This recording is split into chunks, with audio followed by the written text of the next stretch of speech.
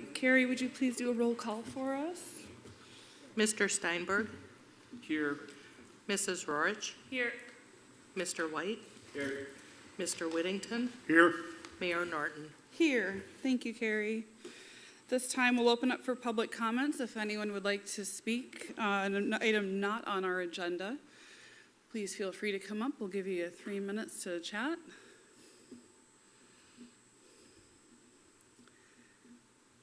All right. I will close public comments on to approval of the agenda. Anyone like to make a motion to approve tonight's agenda? So moved. Thank you. Any discussion on the agenda? Mayor and City Council, we do have one addition to add, if that's all right. It'd be under new business, and it's a quote for water meters. Thank you. All right. We would like to amend those motions to approve the amendment.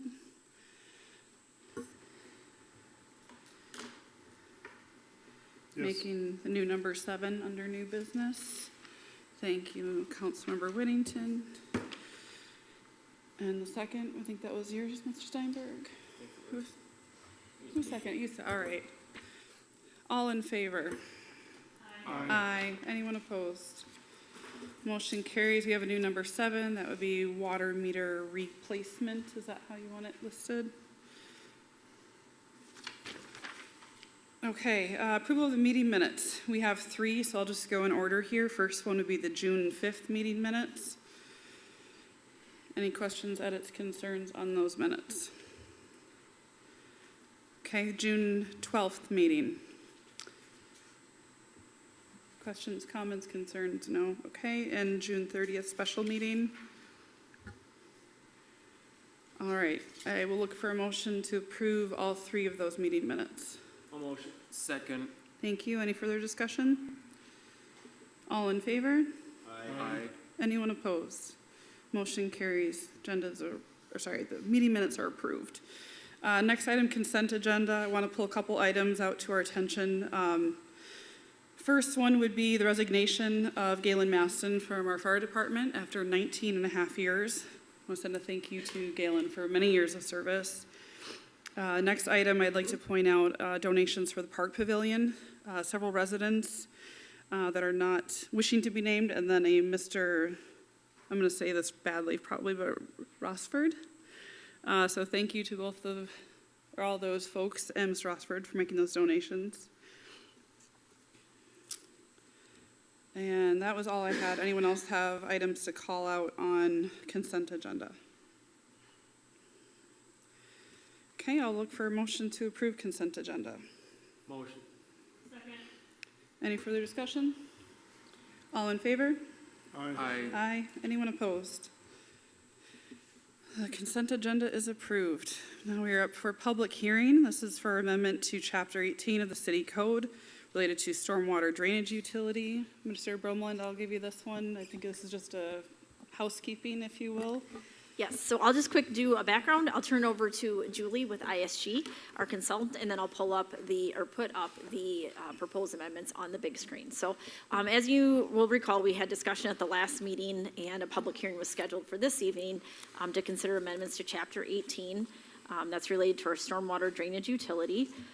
So following a discussion of the amendments and the public hearing, if you choose to adopt the amendments, I just wanted to bring to your attention that the changes will take effect upon publication in the city's official newspaper, and we are allowed to publish the title and summary of an ordinance if it's a lengthy ordinance, but to do so, the council must approve the summary publication by a 4/5 vote. So just take note of that when you get to the point of voting on the matter. So I'll turn over to Julie with ISG, and then I'll pull up the amendments. Welcome, Julie. Thanks for being here. Yeah, thanks for having me back. So, as you recall, last month I was here to review the proposed changes to the stormwater ordinance, and this was really all about kind of tidying up some details on the ordinance in order to make sure that there is kind of a continuity of written language that everybody can refer to in order to meet the requirements of the MS4 permit that you have for the Minnesota Pollution Control Agency. And so there are 3 areas of changes in the proposed ordinance, and this time when I sent it, I remember to put page numbers on it, since it's not going on the website. So, 3 changes, and the first one is on page 11, and that is really on the procedure for reviewing the stormwater management and erosion control plans that are submitted. And so this is exactly as it was that we went over last time, with the addition of planning in front of commission in that 4th line down. Other than that, this is everything that we went over before, and this refinement of the language is really just to really mimic what your actual process is. When we put this in place last year, we didn't have a process, we hadn't gone through it yet. So this really refines the language to meet the actual process underway. So you have changes in chapter A there, and then also just one change in D, which is about the applicant entering into a developer's agreement with the city. So that's the first change. The second change is on page 16, and the second change is about off-site treatment. In case a development is not able to manage all of their treatment on their own parcel, there is just this one line in here that basically says any requirements related to off-site treatment will be outlined in the developer's agreement. So we've told the MPCA that, but they said, please just write that into your ordinance. So there it is for everybody to see. And then the next changes are on page 19. And this is regarding long-term inspection and maintenance of stormwater facilities. And it's on private stormwater facilities. And this is the one that states that it's the intent of the city of Eagle Lake to own all of the stormwater infrastructure. For your own protection, that is overall the #1 way to go. But we do want to recognize that there are occasions, rare occasions, that maybe that isn't the best option. And so we have to put in there this language, which basically covers all of the bases, saying all of the requirements are still needed. All of the requirements must be met, even if it's a privately owned facility, and particularly that the city has the right to inspect, that there must be an easement, you can monitor, and you can go in and basically take care of any maintenance that's needed as required if the owner is not abiding by management and maintenance requirements. So those are the 3 changes, areas of changes. Pretty minimal changes. It's just kind of that, providing all coverage to all requirements in a very clear written format. And with that, I would just turn it over to the administrator in case she has anything else to add. Thanks, Julie. Nope, I don't have anything else to add. Just a note that if, once the public hearing is ended and you're ready to vote, just make sure you have a 4/5 vote to approve the summary publication. Any questions from the council?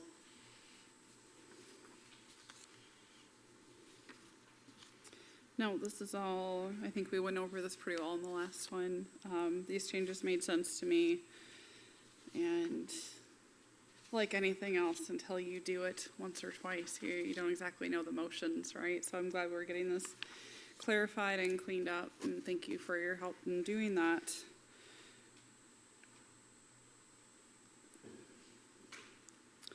All right, anyone in the public, thank you, Julie. Anyone from the public have any comments on this? We're still in public hearing. I know, it's a very exciting topic, isn't it? All right, at this time I will, wait, no, we don't close, we vote. No, we close then vote. Right? Yeah, okay. Would anyone like to make a motion to approve the ordinance change? Second. Thank you. Any further discussion? All in favor? Aye. Anyone opposed? All right, motion carries. Thank you. And this will be posted. Are there any further review with Mr. Madam Kelly? Mayor, you should suggest whether or not there's going to be a motion to do summary publication, or if you're going to do a publication, because if you just leave it as is, you're publishing the entire thing with the Okay. cost. Would anyone like to make a motion to the summary publication? rather than the whole thing. I'll make you second. Thank you. Any further discussion? All in favor? Aye. Aye. You gonna do a roll call? Okay. Mr. Steinberg? Yes. Mrs. Rorich? Yes. Mr. White? Yes. Mr. Whittington? Yes. Mayor Norton? Yes. Thank you. All right, did we get that all correct and compliant? Yeah. We're getting there. All right, next item tonight, presentations. Bradley Van Dice, I'm gonna botch that, I'm sorry, with I Bailey. On our annual audit, welcome and thanks for being here. Mayor and City Council, may I interrupt? I did receive a message from somebody that's watching remotely, and they mentioned that they're having a hard time hearing the speaker. And just to let you know, you do really have to get very close to it. It won't pick up. Can you hear me now? Yep. It you might have to doesn't bend bite down. that we know of. Yep. Good. Thank you. Well, yeah, thank you for having me. I'm Bradley Van Dynes. I've been here the past couple of years giving this exhilarating financial statement audit presentation. So you all have in front of you all of the final audit documents. What we'll focus on, again, similar to past years, is the executive summary, which of the bound copies is the thinner report there. It'll look similar to past years. Again, we do that intentionally. A lot of those graphs will give you that 10-year history. If we change that constantly, you kind of lose the benefit of seeing the trend lines there. So we'll focus on similar graphs this year, and we'll jump right into that. And obviously, feel free to stop me at any point if you have any questions. So I'll skip right ahead to the audit results then, which start on page 3 of that document then.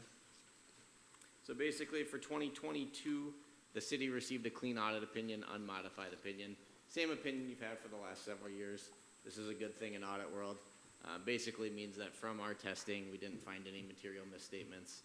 Financial statements are accurately presented, all that good stuff. So in terms of audit results, this is exactly what you're looking for from a city's perspective. Jumping ahead then to the audit findings, what we'll see under financial statements here, 3 findings listed there. These are the same 3 findings that the city's had for many years. Almost all of our clients have all 3 of these. A lot of it just comes with being a smaller city. You can't segregate duties the same way they want to see at the state and federal level. So again, we as auditors prepare your financial statements. We do propose some material adjustments along the way. And then again, that segregation of duties, which just has to do with having limited staff size, limited resources, things like that. One additional item to note that isn't listed on there is for 2022, there is a prior period adjustment. Basically, it's a correction to 2021 financials. There was $153,000 that was taken out of the general fund to ending fund balance. This relates to funds that were being held for developers agreements. Essentially, it was just a change in the way the accounting is done. So in the past, when those funds were received, revenue was recorded to the general fund. When you paid it back out to those developers, it goes out as an expense. Net effect of fund balance is 0. Essentially, from an accounting standpoint, it should just never hit revenue and expense. So we took out the revenues that were still remaining from one of the existing agreements at the end of 21, took it out of fund balance. So you'll see that change to your beginning fund balance in the general fund. This is just a correction to past years, and then that will be taken care of going forward with any future developers agreements. All right, first graph here then. This will show you your cash and investment balances. So again, the point here is just to give you kind of a snapshot of where those cash balances are. One item to note is that if you ever have any capital projects funds, currently or in the past, those do get excluded for some of those older years, just since we don't always have those funds available. So we removed that altogether just to make it a little more comparable across years. But you'll see pretty steady there overall over the last several years. So no major changes there for 2022. Looking at the general fund then, some different metrics here, and this again being the primary operating fund for the city, so most of your activity will come out of this fund. This gives you an overall view of what the final results were compared to what the final budget was that it was approved for 2022. So all in all, your revenues there, you'll see that 7% positive variance. Again, just meaning that you received more in revenue than what the final budget was set at. The 19% positive variance for expenditures, same idea, means you spent less than what the final budget was set at. All in all, overall general fund balance increased about $267,000 there, bringing you to an ending fund balance of $3.3 million. which, as we'll see in future slides here, is just broken out into a variety of different categories. I won't touch on these too much, just gives you a general idea of why it's good to have positive fund balance, better bond ratings, cushion in, a lower year than what you expect, things like that. Exactly. Yeah, you get a little fist pump. And then same on this slide here too. This just gives you a breakdown of what all the different categories are. So if you haven't spent a lot of time looking at fund balance, this will just give you essentially brief definitions of what each of these categories represents. Maybe more importantly, we can put some numbers to those categories. On slide 12 here, the slide titled Total Fund Balance. This just gives you an idea where the city's fund balance is for the last 10 years, broken out into all of those different categories. So items to note there, that committed fund balance, the yellow category that was added in 2020, that was dollars that the council has set aside for future construction projects, different purchases, things like that. We don't have any restricted funds on here. If you ever see restricted, basically it would be an outside organization saying these dollars can only be used for a specific purpose, whereas assigned and committed is more of an internal designation. Would that be different than the non-spendable, or is that the same? That's a little bit different. So non-spendable it relates specifically to balance sheet items. So it's things like prepaid assets and inventory, which is not largely applicable to a city, especially in the general fund. But those are things that add value to the city that aren't necessarily liquid dollars that can be spent. So they do count in that fund balance, but they're labeled as non-spendable because it's not something that can easily be converted to cash and then spent for operating purposes.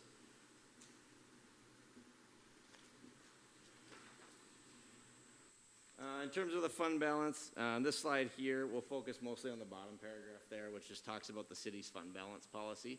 And that's to maintain an unassigned fund balance of at least 50% of overall expenditures. So again, this is kind of a tool for city council to monitor that fund balance and say, hey, are we where we want this number to be?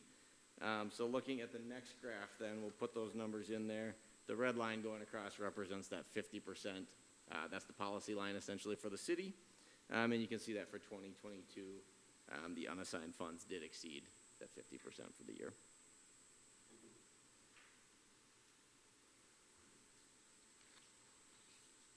All right, few other funds here then, so getting away from the general fund. Slide 16 looks at the debt service fund. These are dollars that are available to make future bond payments as they come due. So the city currently has a couple different bonds outstanding. This is just showing as long as there's a positive fund balance, it means that there are funds there to make those payments. But again, no significant change, almost pretty steady there compared to 2021. Slide 17 then looks at the water fund. So what we're kind of looking for here is that the purpose of these proprietary funds or business type funds is that, water, sewer, things like that. The idea is that they'll be self-sufficient, right? They'll generate enough profit to continue to operate that service. So this graph here will show you where your revenues and expenses are, noting that for 2022 you did generate an overall operating income in the water fund. But this will again give you a sense of where it's been going back to 2013 as well. And then similar graph on page 18 here, just looking at specifically the sewer fund instead of water. So once again, revenues did exceed operating expenditures there for the sewer fund, generating operating income for 2022. There's a couple of years there where we had operating losses, but that's back in 2017 and 2020. But this will give you the trend line for your sewer fund. And then a couple more slides here. This one shows you for both water and sewer your ending net position. That's the same as the fund balance we talked about with the general fund, just a different name for it with water and sewer funds. Again, no significant change there, a little bit of a decrease from 2021, but all in all, it just gives you an idea of where things are sitting there in terms of your ending fund balance in each of those funds.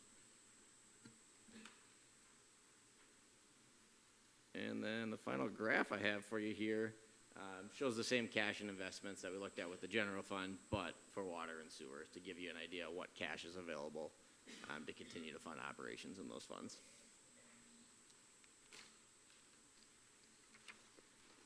All right, last slide here just talks about just some different kind of upcoming things to keep in mind. Any ARPA dollars that are available yet for the city, some of those terms are coming due in terms of spending that money. So we just put that on here. These are some of the federal funds that came with COVID.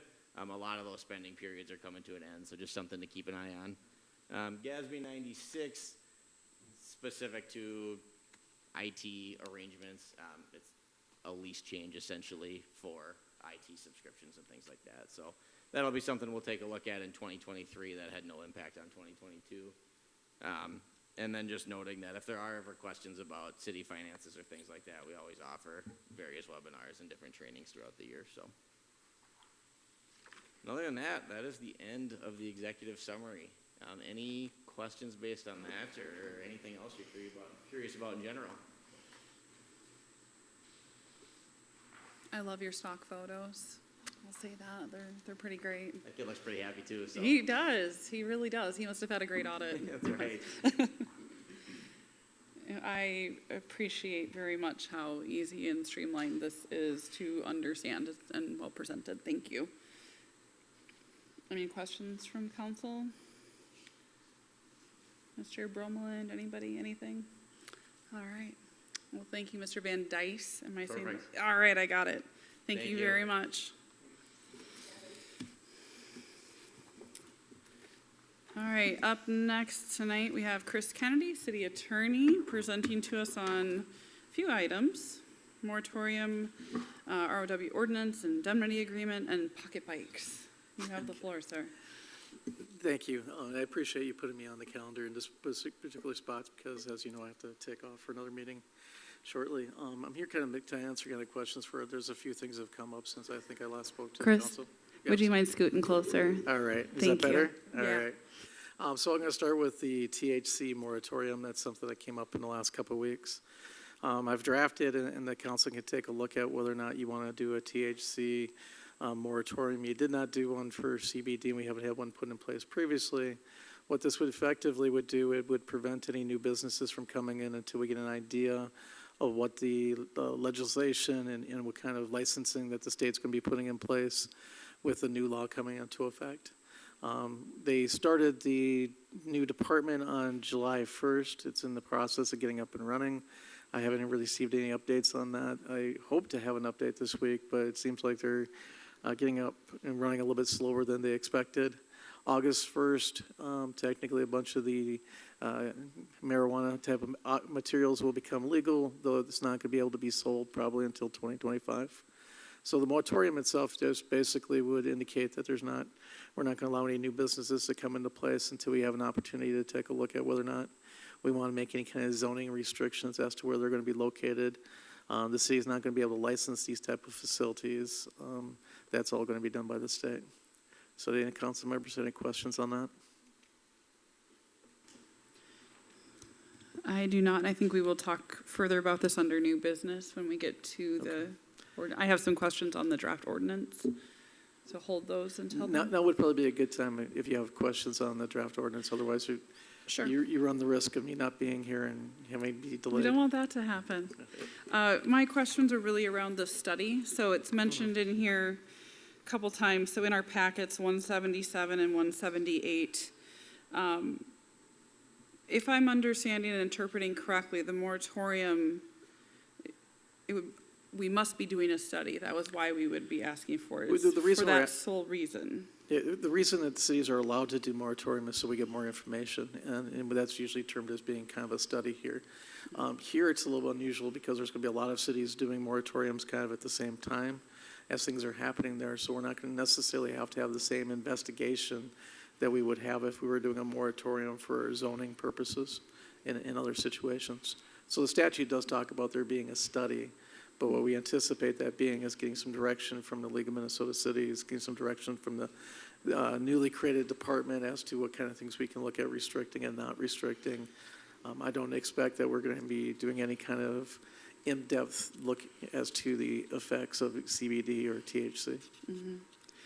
My thoughts really were just around who does the study? Is this a study we would be paying a third party to conduct? Would this be internal, be our own? Generally speaking, it's considered an internal study, but again, in this particular case, we're not going to be looking to go outside and hiring anybody to do things, just more to get an idea of what we can do for zoning, and that's going to come from the state. Okay, thank you. Those were my only questions.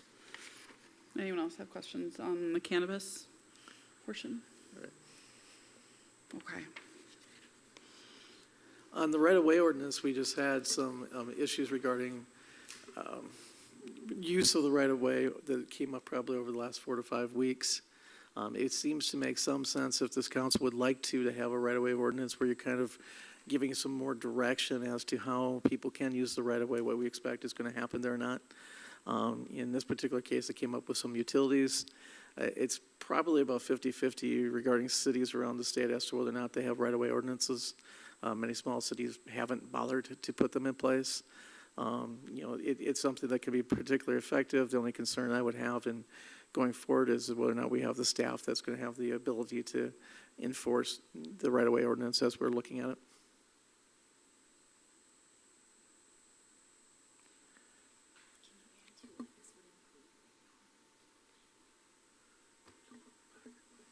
What's it? Well, and this can include other things. It can include like whether or not you have restrictions on people using basketball hoops in the right of way or doing some other things. So ultimately, the council can determine what we're going to allow in that right of way and what we're not going to allow in the right of way. But when we're talking about basketball hoops being in the right of way, it's one issue. I know that a lot of communities will have basketball hoops, particularly in cul-de-sacs that people put up. If they're technically on the street, we actually have ordinances that would prevent them from being in the street.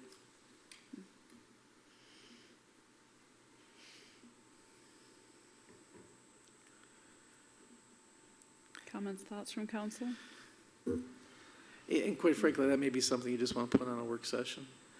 Talk about whether or not what we need to do kind of going forward, but it is something staff saw as being an issue that's being raised right now that hadn't been raised previously. So I'm not going to tell you, I think you need to make a knee-jerk reaction to do something, but it's something to give some thought to. Okay, thank you. I would think it would be a good idea just to be more transparent and understanding of, what can happen in the right of way, what it is, because it changes, it's different in different places, and making sure that people understand what can happen.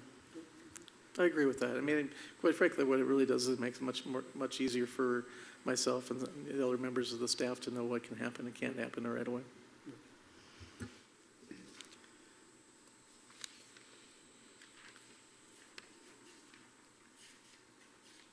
Okay, an indemnity agreement? That's really in regards to the concession stand. The city needs to kind of consider at the ballpark what kind of regulations or who we're going to let, sell things out there and what times they're going to be looking to sell.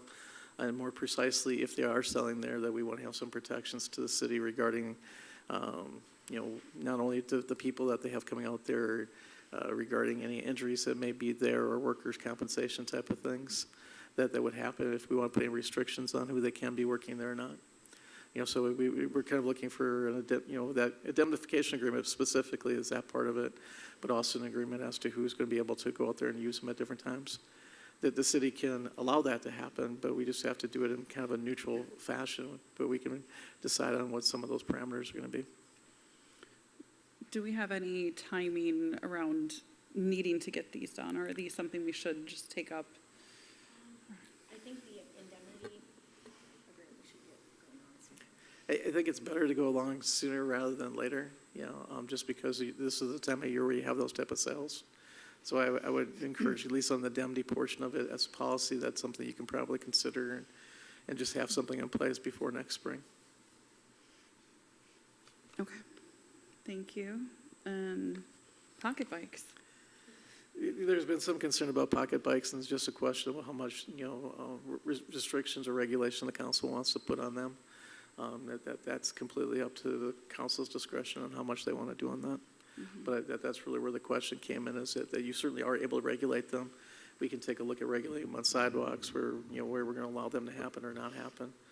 The chief has had some issues with that, so might be able to better address those specific concerns.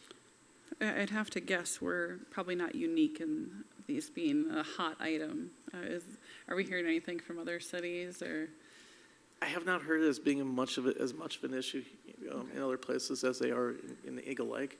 But I think part of that maybe is they got addressed a couple years ago, particularly in some of the larger cities. Chief Cop?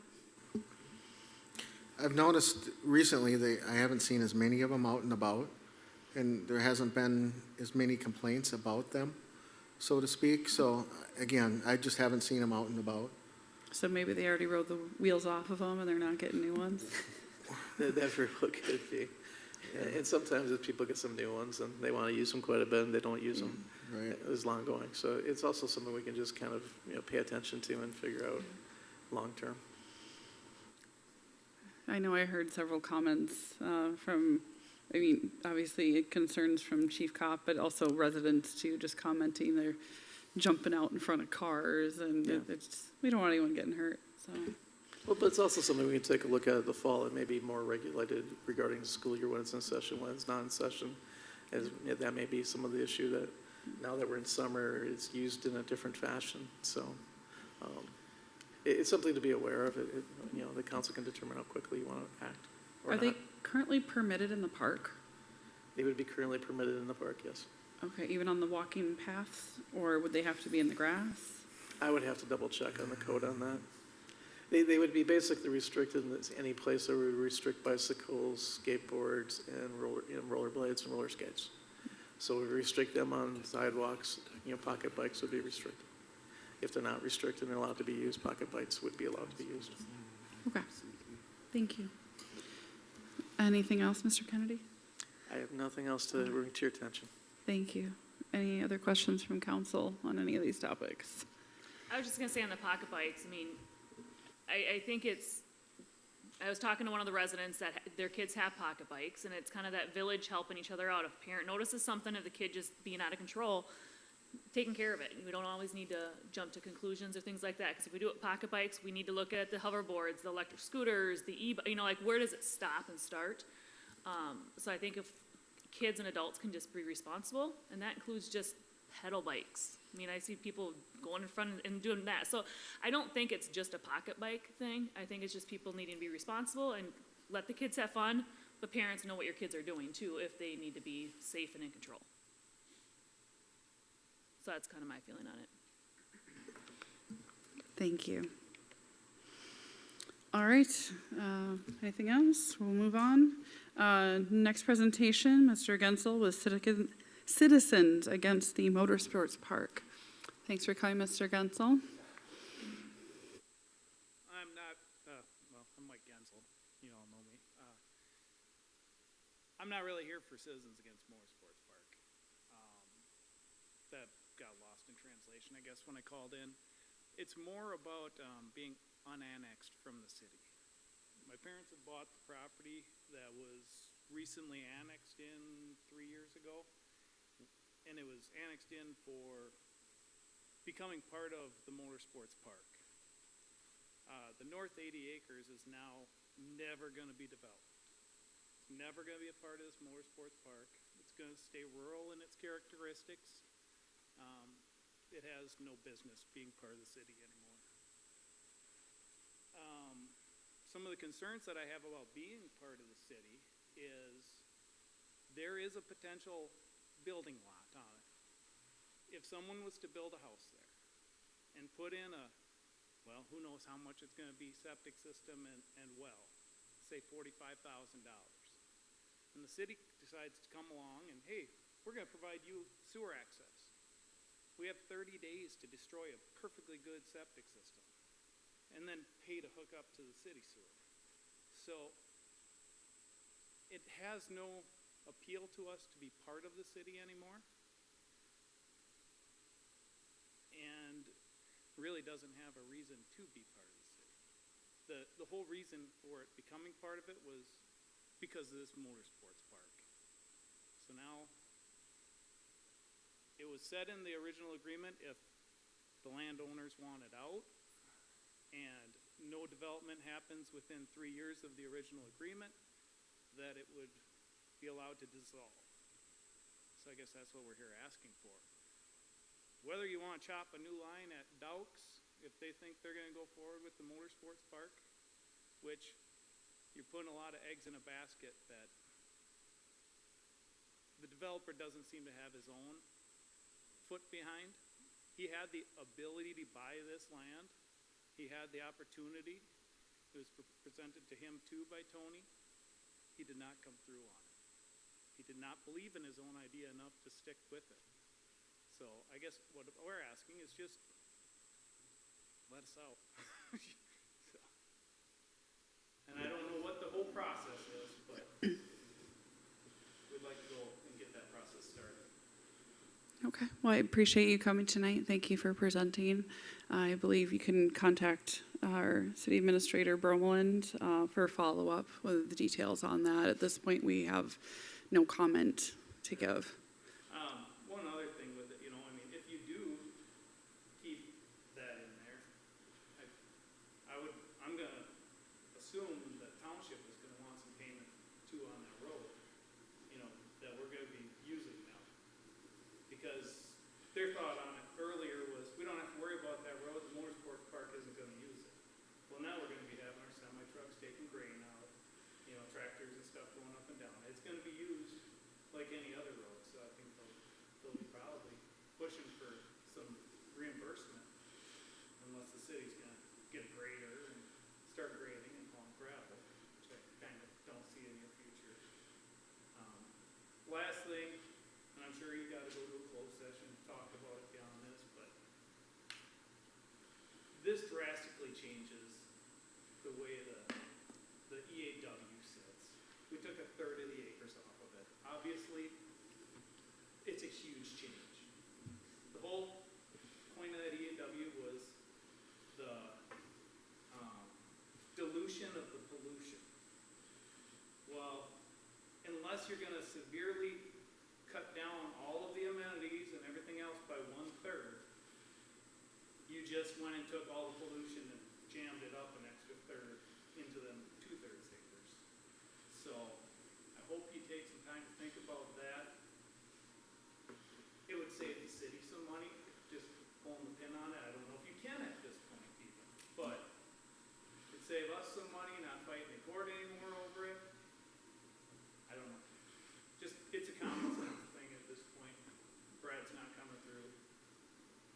You guys are kind of left with the hanging bill here, so. Thank you. Thank you, Mr. Gensel. Next item, Roger Beckel. You are up discussing fiber installation complaint. Thank you for being here. Nice to see you again. Roger Beckel, 308 South Agency Street. Appreciate the opportunity to address the council.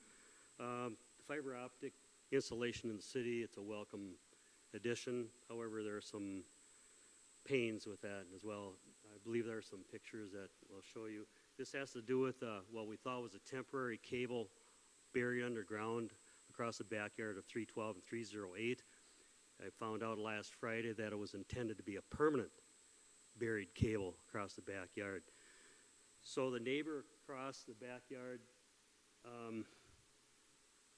there's a four corner here, and the neighbor at 309 South 2nd Street, across their backyard, Front Street is over there, they had a break in their copper for Charter Spectrum.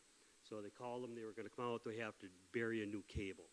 This is one of the trenches that they left across 308. Now, the statute for that states that fiber optic is supposed to be a minimum 36 inches down. The statute is on the state of Minnesota's website, and the statute number is 7819.5000. And in that statute, it states that the placement of a buried fiber facility should be a depth minimum of 36 inches, a maximum of 48. The copper, not through a driveway, just the other copper. Copper through a driveway is a minimum of 36 inches. All other copper is a minimum of 30 inches, a maximum of 48. I have another picture where I measured that trench that they dug in by hand, and the tape measure shows 2 inches. It looks about to the top of the grass. It's supposed to be 30 inches in the backyard here. That obviously wasn't 30 inches, and that was the deepest part of the trench. Maybe the tape measure didn't make it there, but anyway, okay, I did measure that in the backyard. So regardless, this is not the 30-inch trench that is according to the state statute and code. Now, there are franchise agreements that cover a franchise to be able to show up, repair, install anything within the easements that the city granted many years ago. There's an easement out there, a utility easement across the backyard of 312 and 308. So the franchise has the right to just show up and repair or replace or install without having to notify the city, without having to pull a permit. Now, there are names on that franchise agreement, and Charter, Spectrum is not on that list. Verizon isn't on the list. Consolidated is, and that's back to MCTC and how the name changes. Now, there's also another condition within franchise agreements that I'd like to bring to your attention. It does cover name transfers, or when one company buys out another one, it grandfathers them in. I would like to mention to you and express a concern that when a name changes, management changes, so does their maintenance regimen. That all changes. So now we're not sure if they're going to follow state guidelines as was laid out in the statute, or if they have their own guidelines that they're going to follow. Now, it gives, the city has the right to review the franchise agreements whenever they deem necessary, and I would like to mention that that should always be reviewed whenever there's a name change or a buyout. Goals and practices change. You have no idea what the new company is going to do. The city also has the right to monitor and inspect and test installations. The grantee shall, this is from the statute, state statute. The grantee shall strictly adhere to all state and local laws and building and zoning codes currently or thereafter applicable to location, construction, installation, operation, or maintenance of facilities used to provide cable service in the city franchise area. The city shall have the right to inspect all construction or installation work performed to the provisions of the franchise, and it goes on, they have to make sure it complies with the state and local codes and ordinances.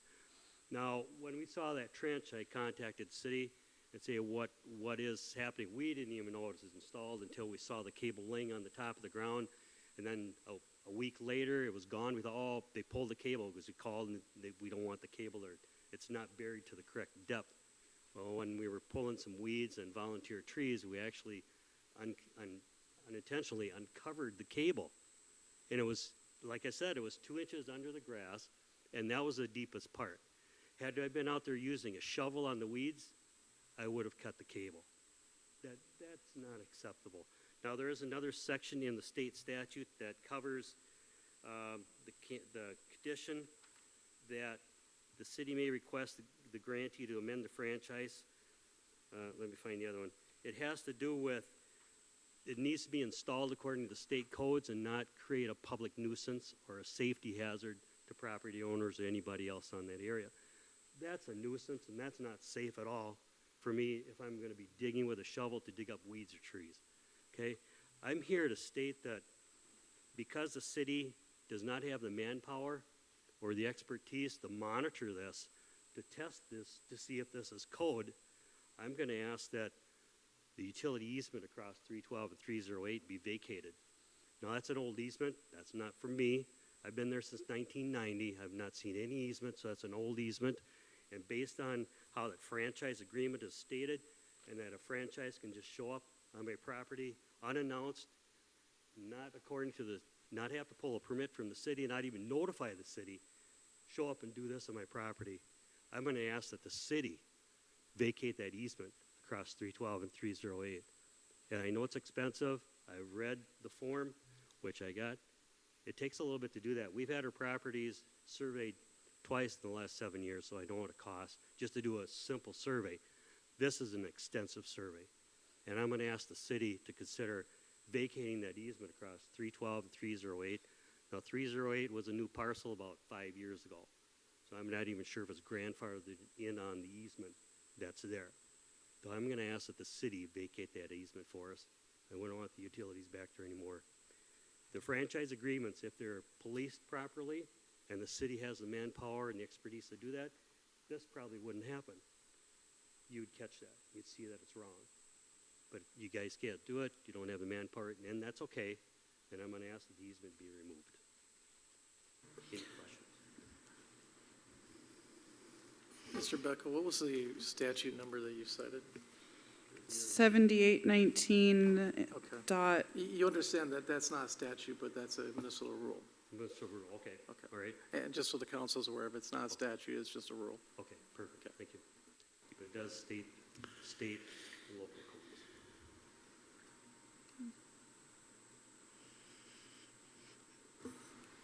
I'm looking this way, hoping somebody knows Well, something more about this than I do, because as a resident, I've had my frustrations. I certainly understand your frustrations, but I'm sure there's a lot more to it that we need to discuss. I think you can take a look at the frustrations. He's brought up a number of different issues that that certainly staff can take a look at going forward.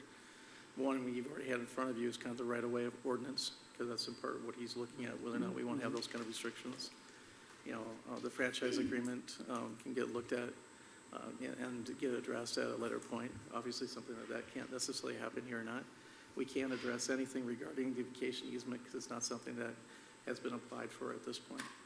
I have real concerns about whether or not it would qualify, but certainly they can make the application if they want to make the application.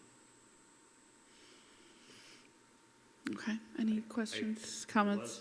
I did visit with the neighbor across the street from South Second. They border, there are 4 properties that border. They said, well, they found out, they were wondering what was going on, so they talked to the installation. Now, it isn't necessarily the franchise that's doing this, it's the installers. And sometimes there's third party, and the third party contacts a third party, which we found out on this as well. So it's far removed from the franchise. But when they installed the cable in the 4-corner across the street, the neighbors came out to take a look at the work when it was done. There was a property iron that was there marking the 4 corners. That would have been pulled out and tossed in one of the backyards. That's an official marker. That has to be reinstalled, surveyed, or whatever needs to be done. Property owners are left defenseless. We're out there and we have no one going to bat for us. I would ask that you do that, please. I appreciate you coming in, thank you. Thank you. And that is a great segue to our next presenter. That would be Nick Sorensen with Consolidated. Thanks for being here, Nick. Welcome back. Good evening. I'm Nick. I'm the one from Consolidated, overseeing the majority of the construction and engineering of the project that's going on here. I was just going to take a minute and just kind of bullet point where we're at with it, and issues along the way and communication, and then I'm sure there'll probably be some questions. Mr. Sorensen, if you wouldn't mind, just come a little closer to the mic. I can hear you, but I'm sure the video won't pick you up. Okay. Thank you. As far as progress goes, most of the town is complete. We are just wrapping up the main section. Do you have that map?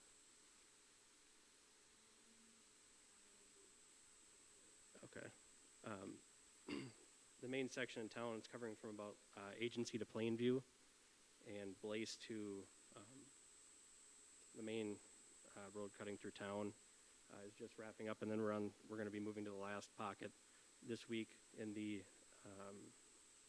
Maple Lane and sorry, I don't have it all down in my colors, so don't remember the street names on it. Maple Lane and Oak Drive will be our last pocket, and then we will be complete.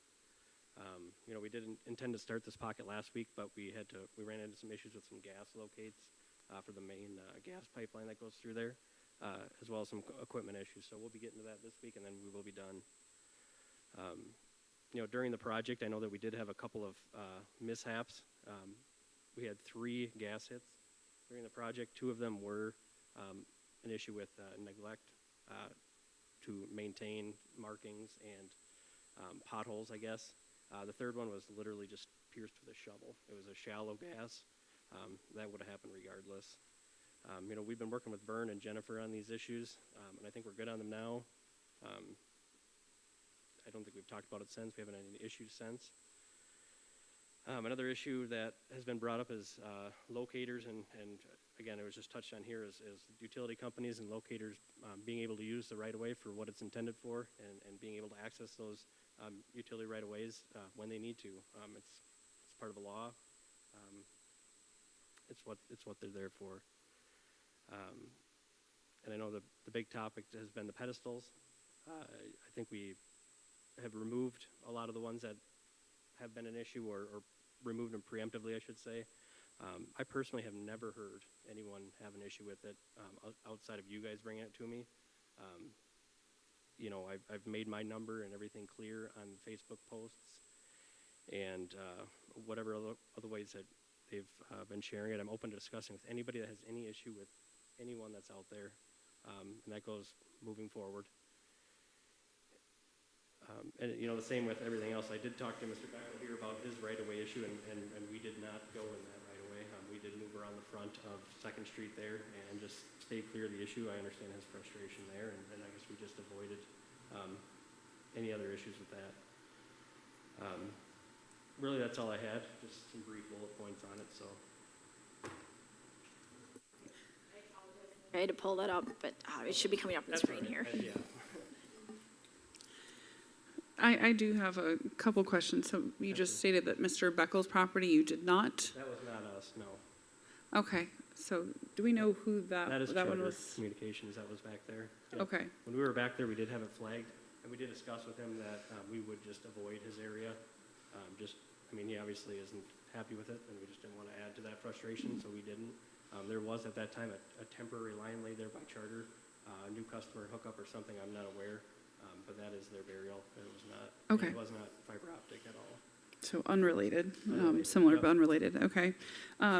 Second question, I've been approached by a couple people who've been asking about flag removals. As I drove here tonight, I drove down Linda, and there's one yard that still looks like a circus tent of flags. Yep. What is the process for, when is it okay for them to be removed? Who removes them? Whenever the construction in the area is done, it does get removed by us, but there's a lot that follows that, people getting drops, repairs after the fact.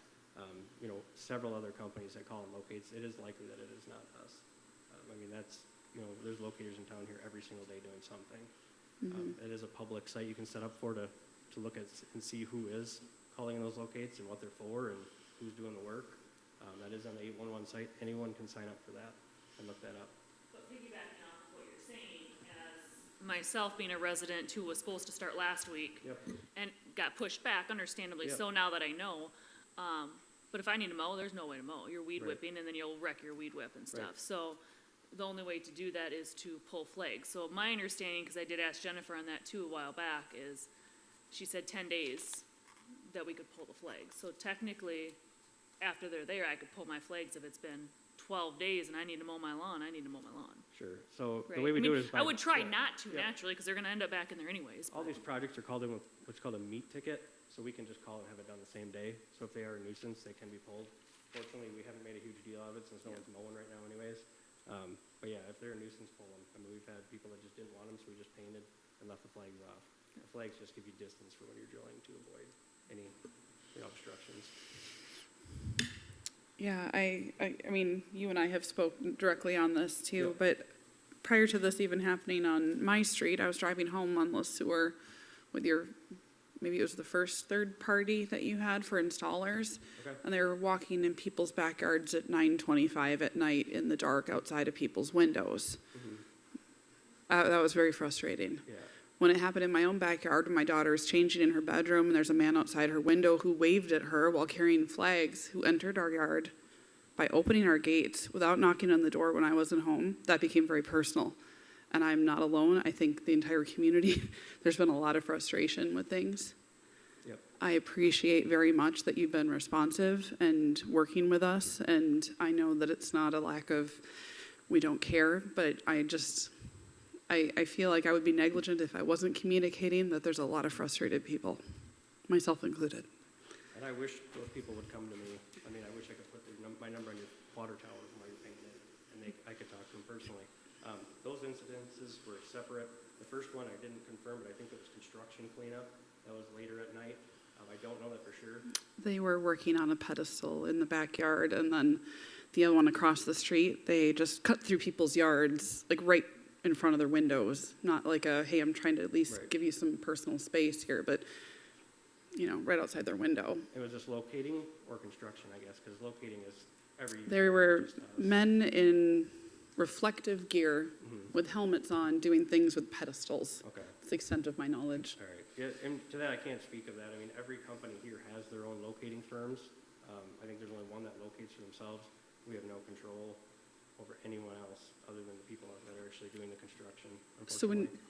you would be selecting a firm, do you ask them what their standards of practice are, whether they're out, do they follow a typical 7 to 7? Do they typically ask to access a locked gate? Typically, they do the first time, yep. But there's liability with them, so they will get in there eventually. Again, that's power, gas, charter, it's all Metronet, whoever, so. Yeah. You know, they hold that liability if they do not paint that in time or put that ticket on hold to get access, so. You know, it depends what, every company is different. But you make the decision on what company to use, right? Ours, yes, but I guess not others, so. But with yours, I mean, is it you personally, or? They have their own guidelines, they're a national firm, so, I mean, we can suggest things, based on what we're doing, large projects, you know, onesie twosie type things, but, ultimately they do hold the liability, so they're gonna go by their rules.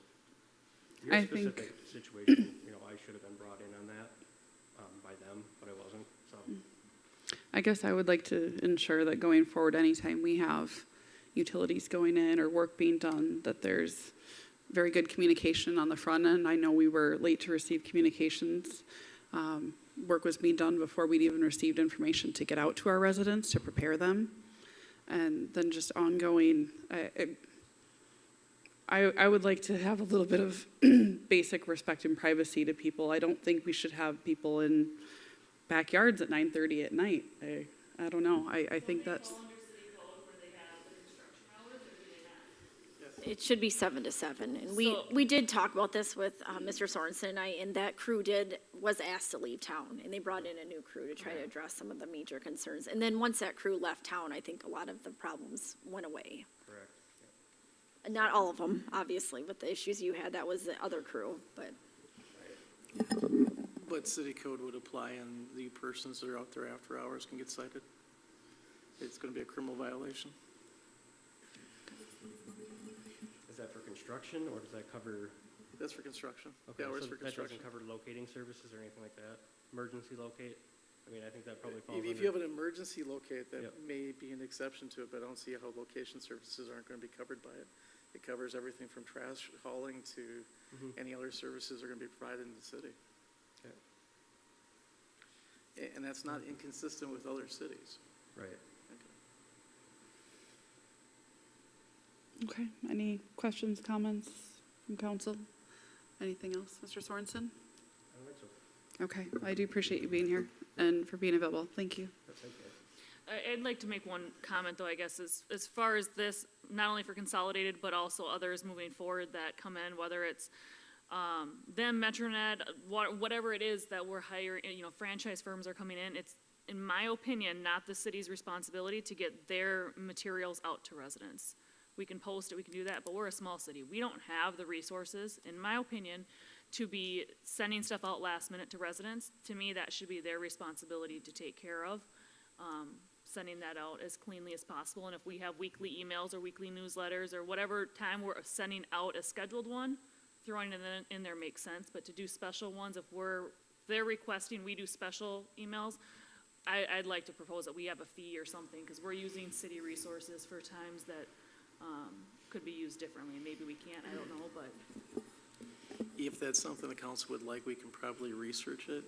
Unfortunately, these type of uses for utilities has got federal regulation, state regulation before we get to local regulation, so I'm not certain whether or not that would be allowed under federal or state law. It very well may be, but we'd have to take a look at that. And so we're more limited with telecommunications than we are with electric and gas utilities. Thank you. I'd be interested in that too. I know we try to support and share in addition to what was directly given to residents from the company, but yeah.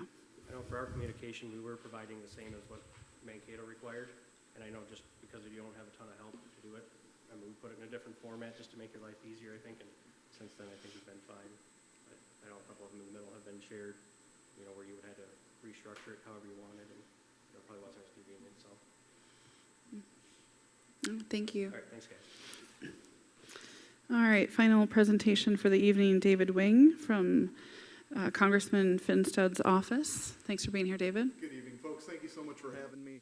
I'm going to keep this very brief. My name is David Wing. I serve as the newest outreach representative for Congressman Brad Finstad. I handle everything for the western side of the district, including Blue Earth, Brown, Wantawan, Martin, Jackson, Nobles, and Rock counties. So I'm kind of the congressman's eyes and ears here in this part of the district, making sure that any legislative decisions we make in DC are considered with our southern Minnesota values in mind. So it's my duty to make sure that the congressman is informed of any concerns or issues that are facing your communities. And so as Congressman says, I've got 2 ears and 1 mouth, so I'm here to listen. If you have any concerns, any questions, I'd be happy to answer them. Otherwise. I have to assume you're local because you pronounced Wanwan County correctly. Yep. So I grew up in Byron, Minnesota, and then moved out to Mankato 3 years ago. So I've been in the area for a little while so far. Great. So. I know we have a number of pressing issues. There are certainly congressionally directed spending that we would have interest in for various reasons. And that's something that Jennifer and I have spoken about. We met a month and a half ago or so. May 31st, if I remember right. But yeah, so those are on our radar. I can't comment as of right now as to where that's going to go. That's up to our legislative team out in DC. But as soon as I know, I'll have some information for you folks. Great. Otherwise, I do have some business cards here for you folks. If anything comes to mind, feel free to reach out. Thank you.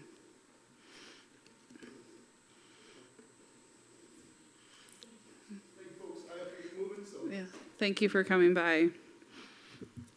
All right, moving on to old business. We have none. I'm going to skip on past that. New business. Chief Cop, I will hand the floor to you if you'd like on the police department staffing challenges, or Mr. Bromlin, would you like to? I'll let you guys duke it out. Sure. Do you want me to give a brief overview, John? Okay. And we've got a couple of members of the Sheriff's Department in the audience this evening to help answer questions if they come up too. So I'll just start off by giving a little background here. So as you know, we're not unlike any other police department that's dealing with attracting, retaining police officers, both full-time and part-time positions. You'll note that we did include funding for a 4th full-time officer in our 2023 budget, but we still have not been able to fill that position, and instead have been operating with 3 officers, the police chief and 2 full-time officers, and the staffing shortage has definitely placed a strain on our officers because of challenges with scheduling, taking time off, and then needing to be available for on-call. Right now, we've got an officer on duty, or we did up until this point, 20 hours a day, Monday through Friday, and 12 hours a day, Saturday through Sunday. And then the remainder of the time, we have either an Eagle Lake police officer or the Blue Earth County Sheriff's Department on call. And we do have an emergency on-call agreement in place with the Blue Earth County Sheriff's Office, and that was approved back in June of 2022. We really haven't had to use it that much. We haven't had many invoices or charges for that. We've probably put too much strain on our own officers to be on call. So right now, as you know, we've had 2 resignations of our full-time officers, bringing us down to Chief Cop. We were fortunate to have an application for a new full-time officer, which was just recently approved. He has to go through all the required testing and then go through the field training. And hopefully he'll be up and ready to start working independently, we hope by, optimistically, maybe by November. We also have had someone else reach out with some interest, and we'll be encouraging them to apply in a part-time capacity. So just trying to be a little bit optimistic that there are some good things too, but right now we're in a really fragile situation with our staffing. So right now, Chief Cop is working on a staffing contingency plan for his department, and he's going to be presenting that here in a few minutes. One of the things that he included is a recommendation to contract with the Blue Earth County Sheriff's Office for 12 hours a week, and that would be to help fill in gaps in coverage. And then under that plan, Chief Cop would have to work overtime, so he'd be working about 10 hours a week in overtime. And then also with the packet that you received as a draft contract for police services between the city and Blue Earth County. I did send that over to the city attorney for his review, and he has reviewed and recommends it's ready to be approved, contingent upon city council approval. The rate in there is $75 per hour, but please note that effective January 1st, 2024, it would go up to $80 per hour. I just wanted to, for comparison purposes, just to give you an idea of what it would cost for us to pay our full-time officer overtime with benefits. It's really comparable, just shy of $75 an hour. Let's see. And one other thing I wanted to bring up, certainly not advocating for this, but given that we're in a really fragile staffing situation at this time, we did talk to Blue Earth County to get a rough number as to what it would cost in the event that something would happen to Chief Cop. We would have nobody for coverage. We need to be prepared. We need to have our contingency in place. And they did provide a number using 2023 numbers, and I put that in the memo. It is very close to what we have for our 2023 budget. Obviously, they've got, different agreements with their employees, and so that number may change from year to year, but just to give you an idea right now, what that might look like.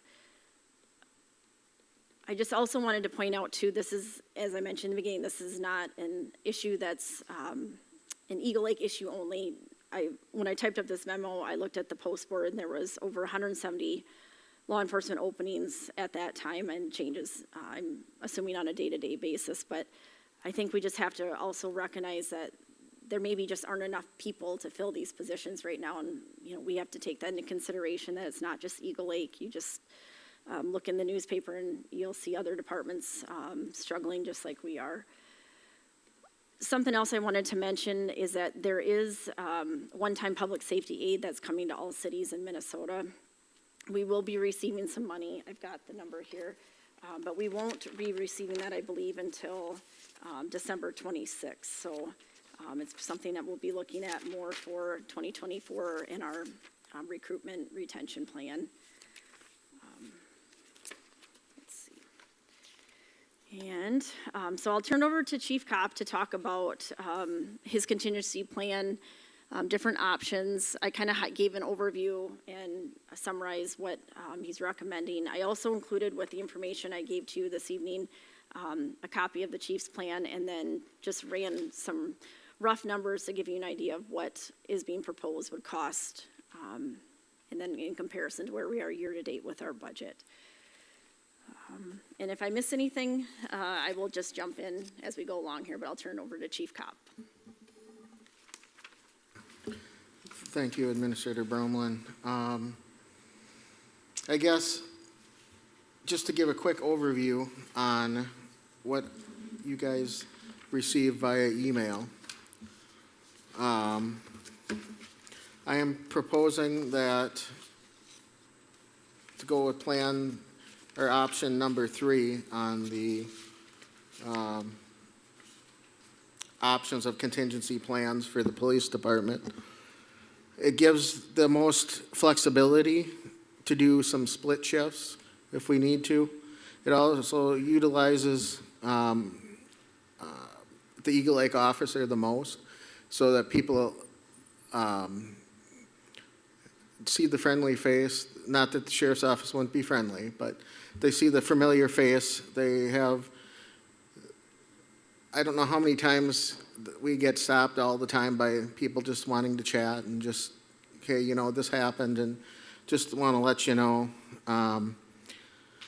It also utilizes the county the least amount of patrol hours with the option 3. Some of the things to keep in mind with option 3, and I'll go to option 2 and 1 as well, but some of the things to keep in mind with option 1 is the more you have the Eagle Lake officer working, they're more familiar with the area. They're on a regular basis. They know what's normal, what's supposed to be there, what's not supposed to be there. And that helps. And while putting together this plan, honestly, I just tried to put together the most effective, efficient plan I could to utilize the Eagle Lake officer the most for the time being, because frankly, I guess I feel that that's part of my job, is to come up with a effective and efficient way to manage the police department.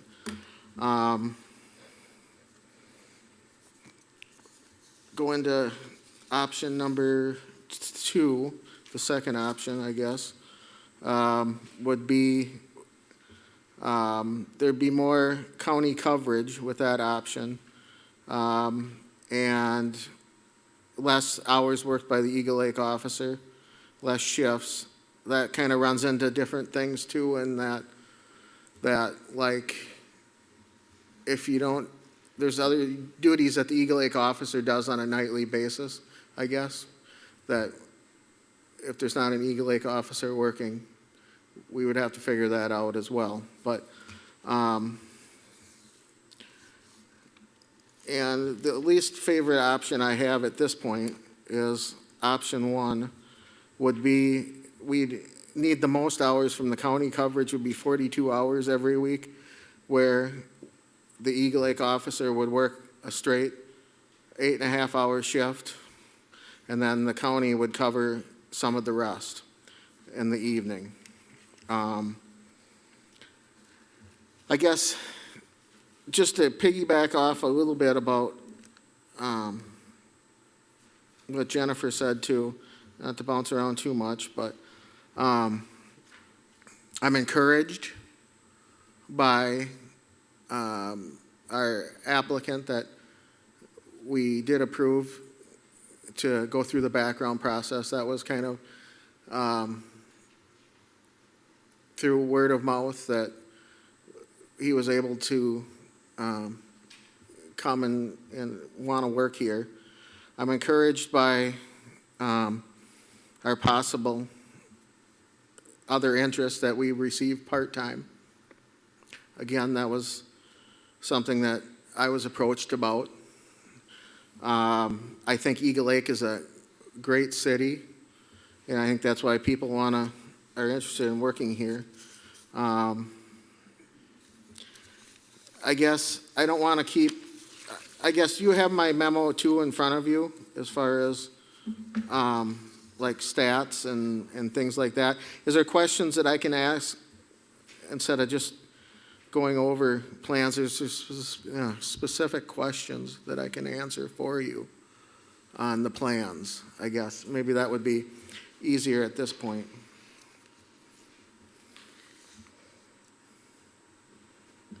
I want to thank both Mr. Brumlin and Chief Comp for putting this together. This is a lot of great information, a lot of stats, and I am glad to have all these options presented here. It makes me feel better knowing we have options, right? I also want to say thank you to Blue Earth County Sheriff's Department folks for being here in case we do have questions, because this is obviously a critical issue we need to discuss. Chief Cop, when I'm looking at this, it looks like this was drafted with a 2-officer plan. I believe, and this was started when we still had the second officer. We will have a second officer, assuming, Correct. but wouldn't really be rocking out until November, right? So Right. we're kind of in a 1-officer spot. Plan right now. Right now, Correct. right, okay. So my understanding, just from a very high level, is that being on call a lot is stressful, and not having time, work-life balance. We all strive to have it. Some of us are lucky enough to make it happen, but I don't want to see anyone else, including you, not have that time and work-life balance.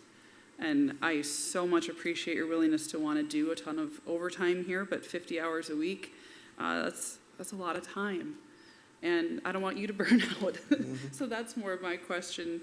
If we have, and I'm just going to throw this out there, if we have the ability to utilize Blue Earth County and the rate of pay is similar, or even, if I'm reading this correctly, it's a little bit less if we had them pick up some of what would be the overtime hours. It looks to me, correct me if I'm wrong, folks, but that would keep Chief Cop from having to do so much overtime and risk him wanting to leave. And it would allow us time to give us that time to hire and look at the not the contingency plan, but the move forward plan. And we can talk about that a little more in detail too, but I guess that's just my feeling, is I certainly don't want to see anyone else burn out and leave, because then we are up a creek that I won't mention the name of. As far as your plan here on the retention and recruitment, I do not disagree whatsoever about increasing starting wage for officers. I don't have any concerns with a shift differential. The on-call pay, I think I'd want to talk about that a little more in the weeds, and then just understanding how this compares. I know you did a lot of comparisons, I can see that here, but I guess my outlier question would be comparing the benefits, like HSA funds, that kind of thing. I know we have some pretty good offerings there. I'm not sure if we've looked at that far into the weeds with what those other departments have.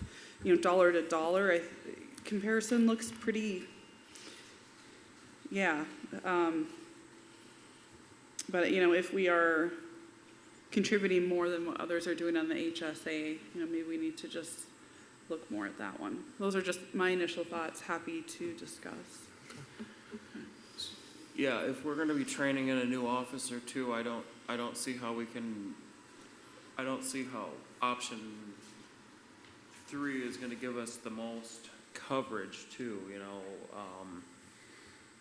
looking to see what we could do, cause you train you'll be training every day when you work, right?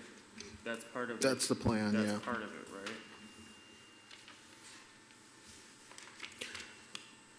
So the officer that's being trained would work in tandem with you at the same time, right?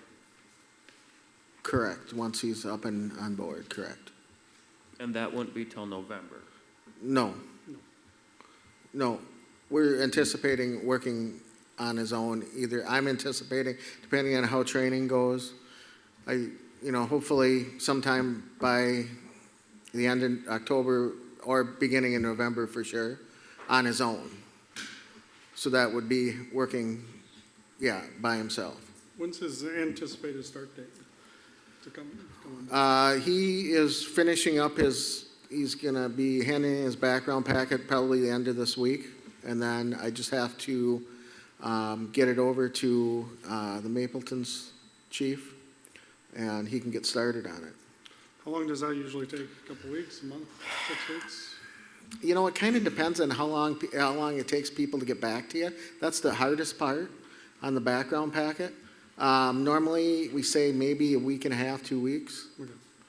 But again, hopefully people get back to us in a timely manner. That's the... Best case by the end of the month, worst case by the end of August, kind of thing?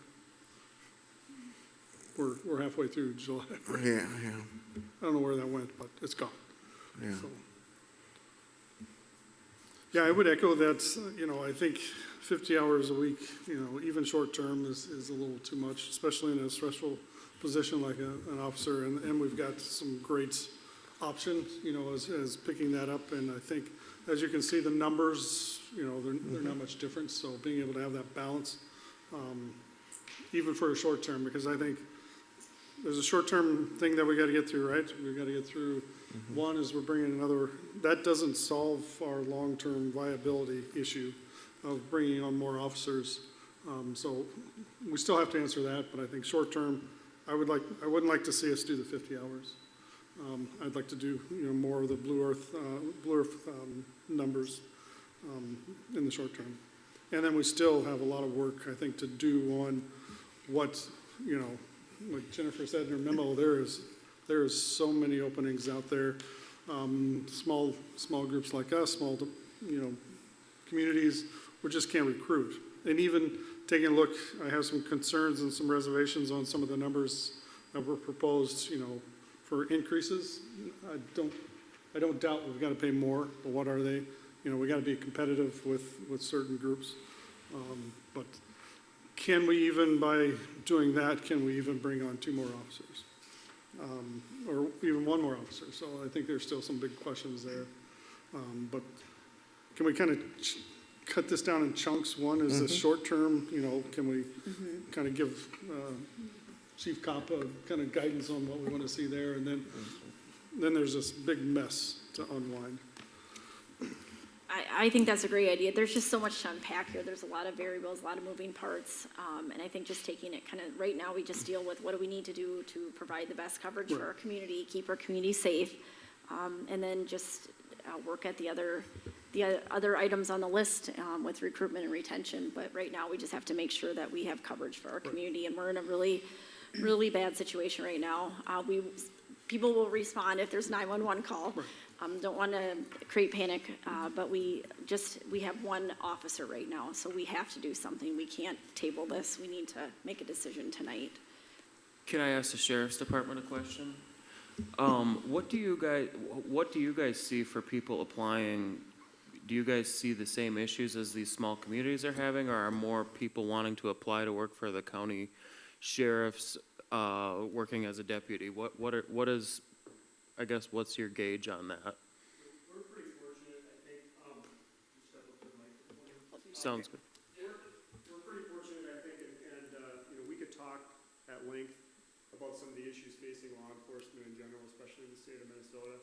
A challenge that the city of Eagle Lake would have versus the sheriff's office is some of the opportunities, different things, canine handler, promotional opportunities, dive team, SWAT. There's other things that will drive a young candidate for law enforcement that incentivizes an agency that's got some more depth to it. So again, small town policing is a unique animal, and it's challenging in its own right. But that is some of the things that make us, I think, a little more fortunate. So I think Chief Deputy Brennan is here also, and I want to say, Jeremy, it was the last hiring. We used to get 100 applicants. We used to get 60 applicants, and I think we're right around 20, 25 when we have an opening right now. So it's significantly less even for us than it had been historically, but fortunate enough that with some of the opportunities I think our agency offers, along with the pretty expansive geographical area to allow some freedom for those that kind of want to roam and work different areas and opportunities, we're pretty fortunate. Maybe more fortunate than others are in our area for law enforcement agencies. So basically, when you have a vacancy, there's people, maybe not 60 people lined up right now, but you'll at least have a good pool of people to interview, it sounds like. We do have a pool of people, and I would say a good pool, yes. Yeah. I would say we're fortunate that we get a lot of experienced candidates, and we're fortunate in that regard too. I will say, and Jeremy, you certainly jump in if you'd like to inject anything as well. In general, when you have 170 law enforcement opportunities across the state of Minnesota, and a candidate can pick where they want to go, that creates its own challenge. And I will say, if you had 20 really viable good candidates 5 years ago, that number is maybe half, or maybe it's a quarter of it. So you'll get those shining stars in the applicant process, but you also get a lot of inexperienced people that are green. And just the quality is there, but not in the quantity it used to be, either on the quality of the candidate too.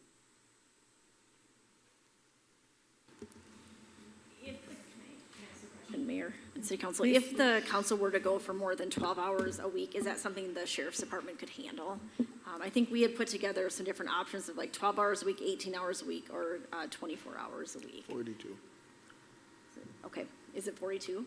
Yeah, the other plan is 42. Oh, okay, I had 24 hours, okay.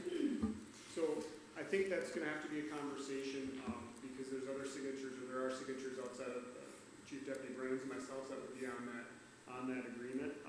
I would say, and I want to remind everyone that the working relationship between county government and municipal government in Brewer County has always been, I think, a very good one.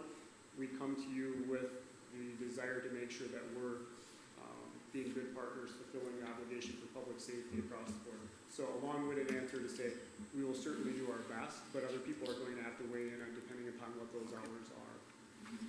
So for purposes of tonight's meeting, we would be looking at that 12 hours a week would be safe, and then we could have more dialogue about possibly increasing that if you have staffing that could help. Yeah, and I think I just put it back for the council to consider. I don't know, as far as the quorum of the vote, how the city business needs to go. As far as the county side of thing, with the sheriff's signature on it and the county administrator's signature on it, if we wanted to review this, or if you wanted to take it upon yourselves to make a recommendation, we could act relatively quickly on our side. I just don't know how the city needs to act on that piece of it. I do know in doing previous business throughout the years with Chris Kennedy, Chris, generally wants to see either an addendum to a contract, or he's going to probably want the contract completed, specifying those hours and then negotiating it later on and going through the work of that. So.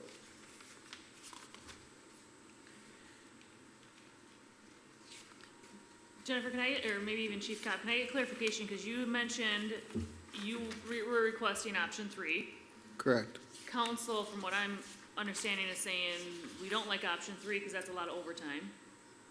And then, am I right so far? I'm keeping Yep. up. Okay, but Yep. then you mentioned 12 hours, Jennifer, per week, but that would give us too much overtime. So we would be looking at a minimum of 20, or of 18 hours, right? That's one option. In that sheet that was on the top, that I put on top of John's contingency plan, there was an option with 12 hours, 18 hours, and 24 hours per week, if Blue Earth County would be able to provide us coverage for those hours. But it just kind of broke out the different. Well, we're gonna need coverage for a full-time officer, basically, so I mean, you're gonna. Well, Well, I mean, I think where you would basically be backing off what John would be working with by increasing the counties. That's the goal would be Right. to not burn him out. And Right. it's not necessarily that we're gonna have more coverage. It would be just to give John Right. a chance to take time off, not be, working all the Then time. what, but then the question is what do we do about coverage? Well, the coverage, here's the caveat to the whole thing. We would still have coverage, whether it would be, the emergency on-call with the sheriff's office. They would respond if we had calls. Just to understand what the option 3, not to get into the weeds too much to compare it to the other options, is that with option 3, you would have 4 more hours of coverage a week compared to what I'm proposing. The sheriff's office, I was proposing 6 hours to cover, where the other one would be a 10-hour. So, and that's fine. I'm fine with that. I'm just throwing that out there. So it would be some less coverage by about 4 hours a week.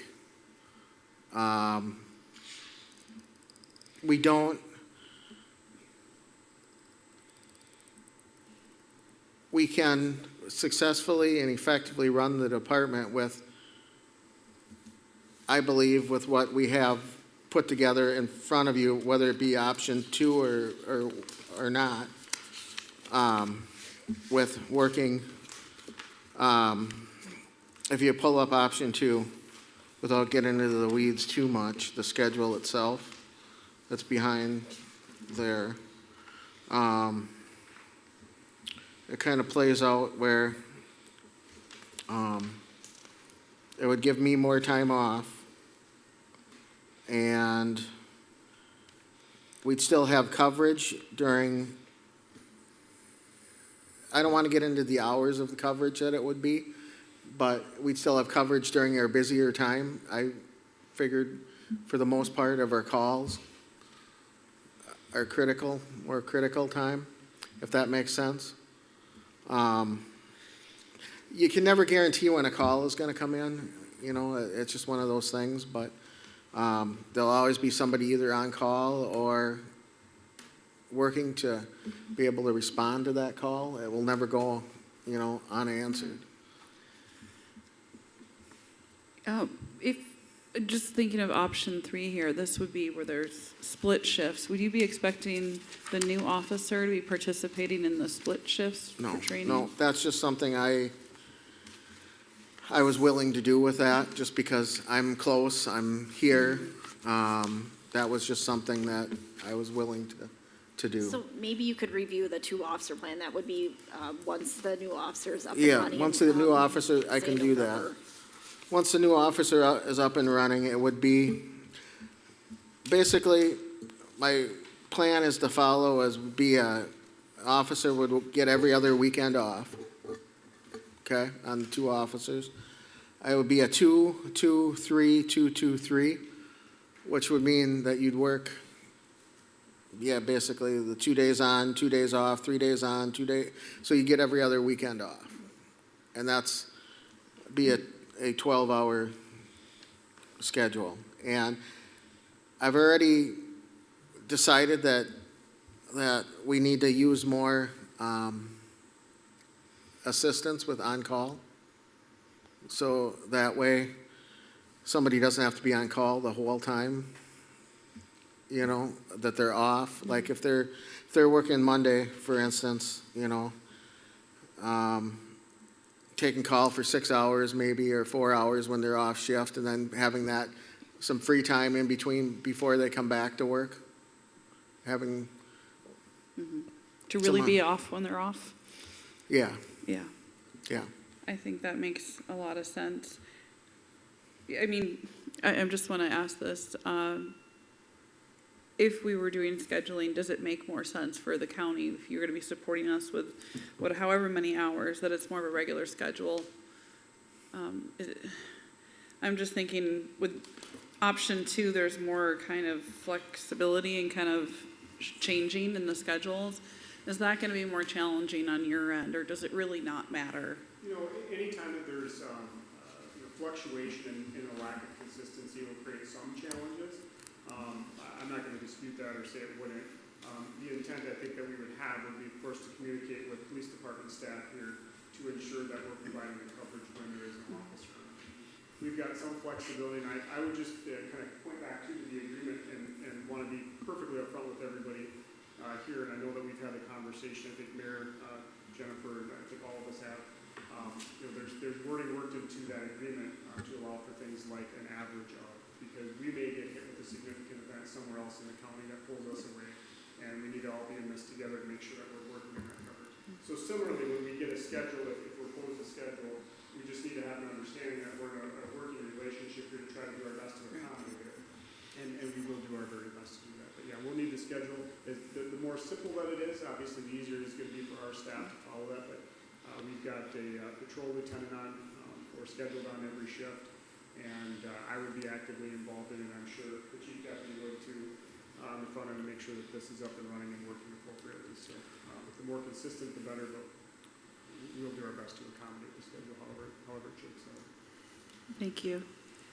And given that, I feel even more strongly that option 1 makes the most sense. And as we do need to do some more focus on long-term, looking forward, that would give Chief Cop, you know, time to look at that as well, instead of doing a ton of overtime. Yeah, I think option 1 with having the county being here to help is a good thing too, especially with the oversight and skills that you bring, like the mayor says. I guess one of my questions right now would be is how many hours are we really looking to cover here, since when we're in emergency mode right now? What do we want to have? Because I mean, I would assume that we're in emergency mode when we only have 1 police officer, right? Well, I don't want to say emergency mode. Well, I mean like 1 police officer mode. I mean, Like what does the city want for coverage in the 1 police officer setup when we're budgeted for 4 full-time officers, and we have the money to, we could have the money to call the sheriff in for 3 police shifts. That's in the budget at $75 an hour. I'm just wanting some more numbers is all I'm getting at.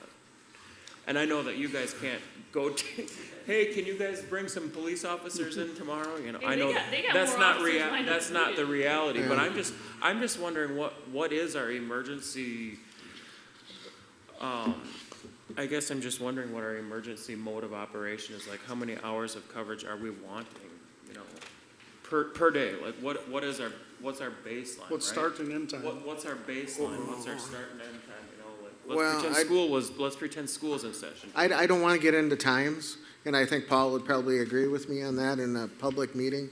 I don't think we want to throw out, like, we're going to have coverage from 6 a.m. to 11 p.m. or a.m. every day, and then, you know, Well, I'm just saying hours. Will Like, we I have mean, gaps? do we want 15 hours of coverage? Do we want 18.5 hours of coverage? Do we want 7.49 hours of coverage? And under break at? When we had That's what 3 I'm- full-time officers, what was our total hourly coverage? When we had 3 full-time officers, It's 20 hours a day. 20 Monday hours through a day. Friday. Okay, so. Monday I through mean, that's Friday. Monday pretty much through our- Friday, though, the weekends That's was. what we're different. The less. weekends were different. That's what I'm. So I mean, I guess wondering. that's the numbers that we can look at, is the community was probably used to, because this happened really quick, losing, both Officer Connor and Jensen, they happened very fast, one after another. So the community still might not even know we are down to 1 person, to be honest, but they're used to 20 hours of coverage.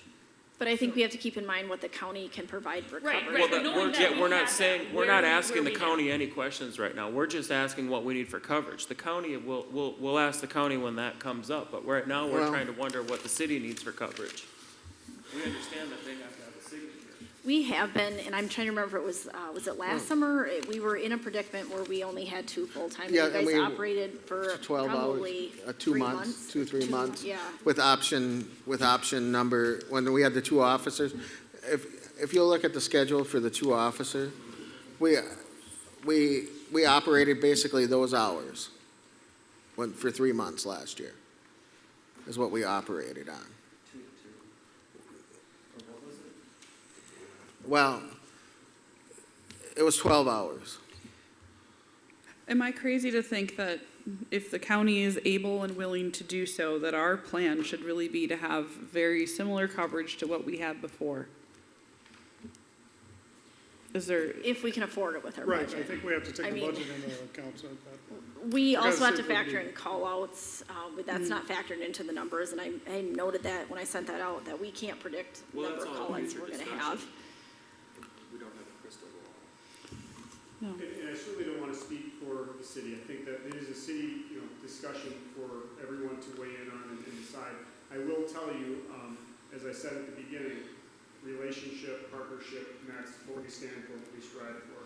If you contract with us for, say it stays what the proposal was, just for the sake of discussion, 12 hours per week, and there is a call that comes in that requires attention, the sheriff's office is not going to let that call go unserved, and we're not going to, business is business, public safety is public safety.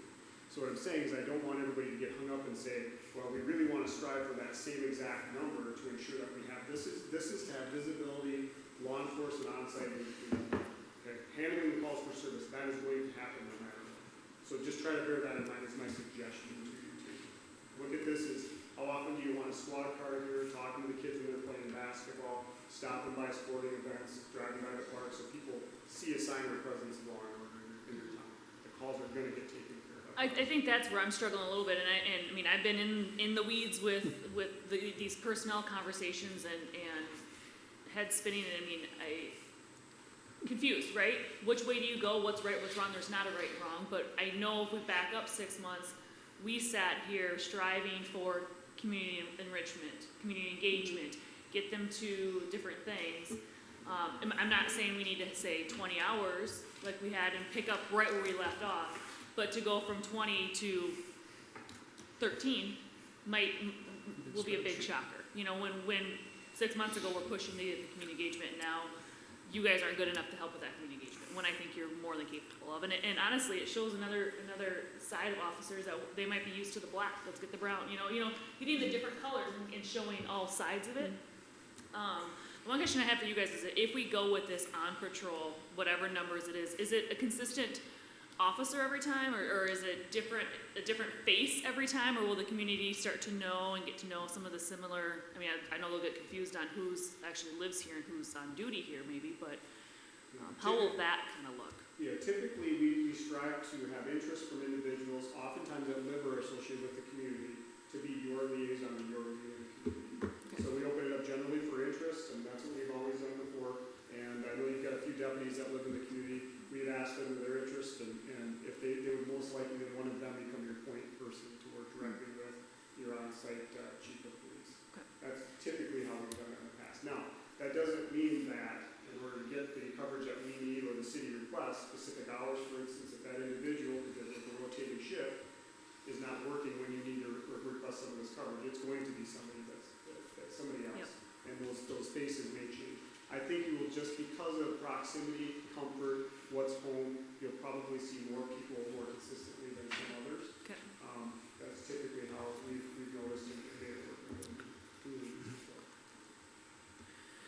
So would the council feel, and again, I don't know what am I hearing that the 2-officer schedule is kind of more like, jeez, sorry, I must have got, is more what you guys are more comfortable with that I have laid out here as far as like, for coverage wise, as far as like, so for instance, more or less it would be me working 4 of these shifts or 8 of these shifts in a week or pay period. And then the sheriff's office covering the other 6 for the 12 hours. I'm just asking, I don't know.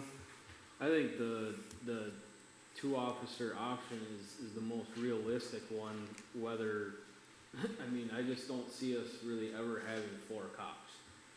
And I don't really ever honestly see us having 3 cops. I think it's gonna be a bounce back and forth of 1 cop and 2 cop, 1 cop, 2 cop. So to me, the most sense would be to have the sheriffs involved no matter what, and that hour amount can change from year to year, or whatever it is.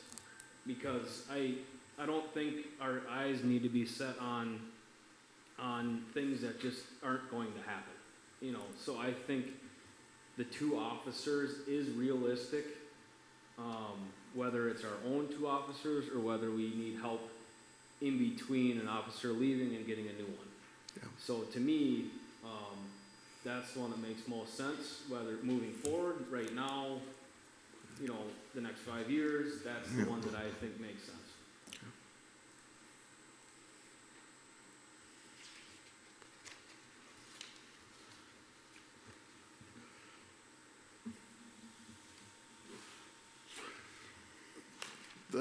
That's doable. I shouldn't say. From my perspective, I see where you're coming from, council member, right? The only other thing I would factor in would be, I had talked to Administrator Bromlin a little bit about like on-call time, as far as like in between times when you guys are, let's just say we go with this 2-officer plan for, and the county gets off at a certain time. If I'm around, I have no problem if I'm at home not doing anything, taking call. And so I'm willing to do that as well, as if I'm around, like in between times when the county isn't working, if I'm around to do some on-call time, if I'm just sitting at the house doing nothing, you know. And I can work with the sheriff's office, and I talked to Administrator Bromlin about that a little bit too, and thinking, you know, it just saves on the sheriff's office a little bit too, and for on-call time. That would help with the budget maybe somewhat too. One question that I have, I guess, is that we have 4 budgeted, I think we have 4 officers in the budget, right? Mm-hmm. We have one that's gonna be training up, right? Oops. Mm-hmm. Sorry about the mic. Mic drop, right? No. So we have 2 officers here in Eagle Lake, and then what I'm trying to wonder is like, what can we do with that other budgeted, those 2 officers that's budgeted? I know that we can't say, can you guys fill those hours, right? But how do we foster the relationship to, like what Anthony said, you know, I mean, what does that look like? I'm not sure we're able right now to answer that question of 2 officers or not, you know. It's just, I think we really need to focus on how many hours of coverage we need, right? All right, and then we got 3 buckets of time to fill those, right? We got John's time, we got this time of contracted hours, and then we got on-call support hours. So if we say that we want coverage from 8 to 2 p.m. or 2 a.m., 8 to 2, that'd be a great day. Then we can say John's working 8 to 5. We're gonna do 4 hours a day of on-call, and then the rest is gonna be, the rest of the 24 hours will be, on-call, call-out. So there wouldn't be any, that's the most consistent. It's just, I see these monthly and I can't grasp how people understand when to show up for work because they're kind of muddled. And it would be a better way to contract to say, these are the hours, these are the contracted hours, and this is what we're gonna do, as opposed to, we're gonna mold these and then we're gonna do some on-call because John wants to do some on-call. So I think it just gets jumbled real quick. Yeah. And then, the ultimate is, then we sit down and say, does that number fit within our budget? Yes or no? If it does, I think it's an easy answer. If not, then we gotta come back and say, we may need to adjust some things. But, I think it all starts out with, what do we want to have coverage hours, somebody in a car on the streets here, and how, what can we do, with emergency call? Because I think that's what it's gonna come down to, is we're gonna end up with more emergency call-out time than we ever had before. Because that's just kind of how we're angling in this short period of time. Best case scenario is, our new officer, he ramps up really quick, and he's, beginning in November, now we got 2 full-time officers. This part-time inquiry we have, it pans out, and they're on, for 20 hours a week, and now we've got a different question. But I think, it's just starting to churn. I want to just answer, what do we want to do from now until the time, to the end of the year? Because that's what we have budget for, that's what we know. Let's lay that out. Then we're gonna have to have some hard questions of what's next. How many officers, 0 through 4, what? But I don't think we can answer all those questions. But we need action tonight of how we move forward. So I would propose that we keep a close to regular schedule of what we have been doing with the regular with the police officer, and then use the county to fill extra hours on a regular type schedule that is determined based on what we've sort of. I think we'd be severely over budget if we tried to fill the rest of the year paying $75 an hour to have the same coverage we had with 3 full-time officers. We weren't paying them $75 an hour. No. Let me ask this. Maybe I'm then. misunderstanding, but No, I'm not following. Mr. Bromland, what would you, as far as budget-wise, what is your thought on this? I think you know the budget probably better than all of us combined, because you're in it all day long. Well, I think based on just running some rough numbers, that we probably would be within that 24 to 30 hours a week that we could afford to stay within what we have budgeted. And is that similar to the 2-officer plan?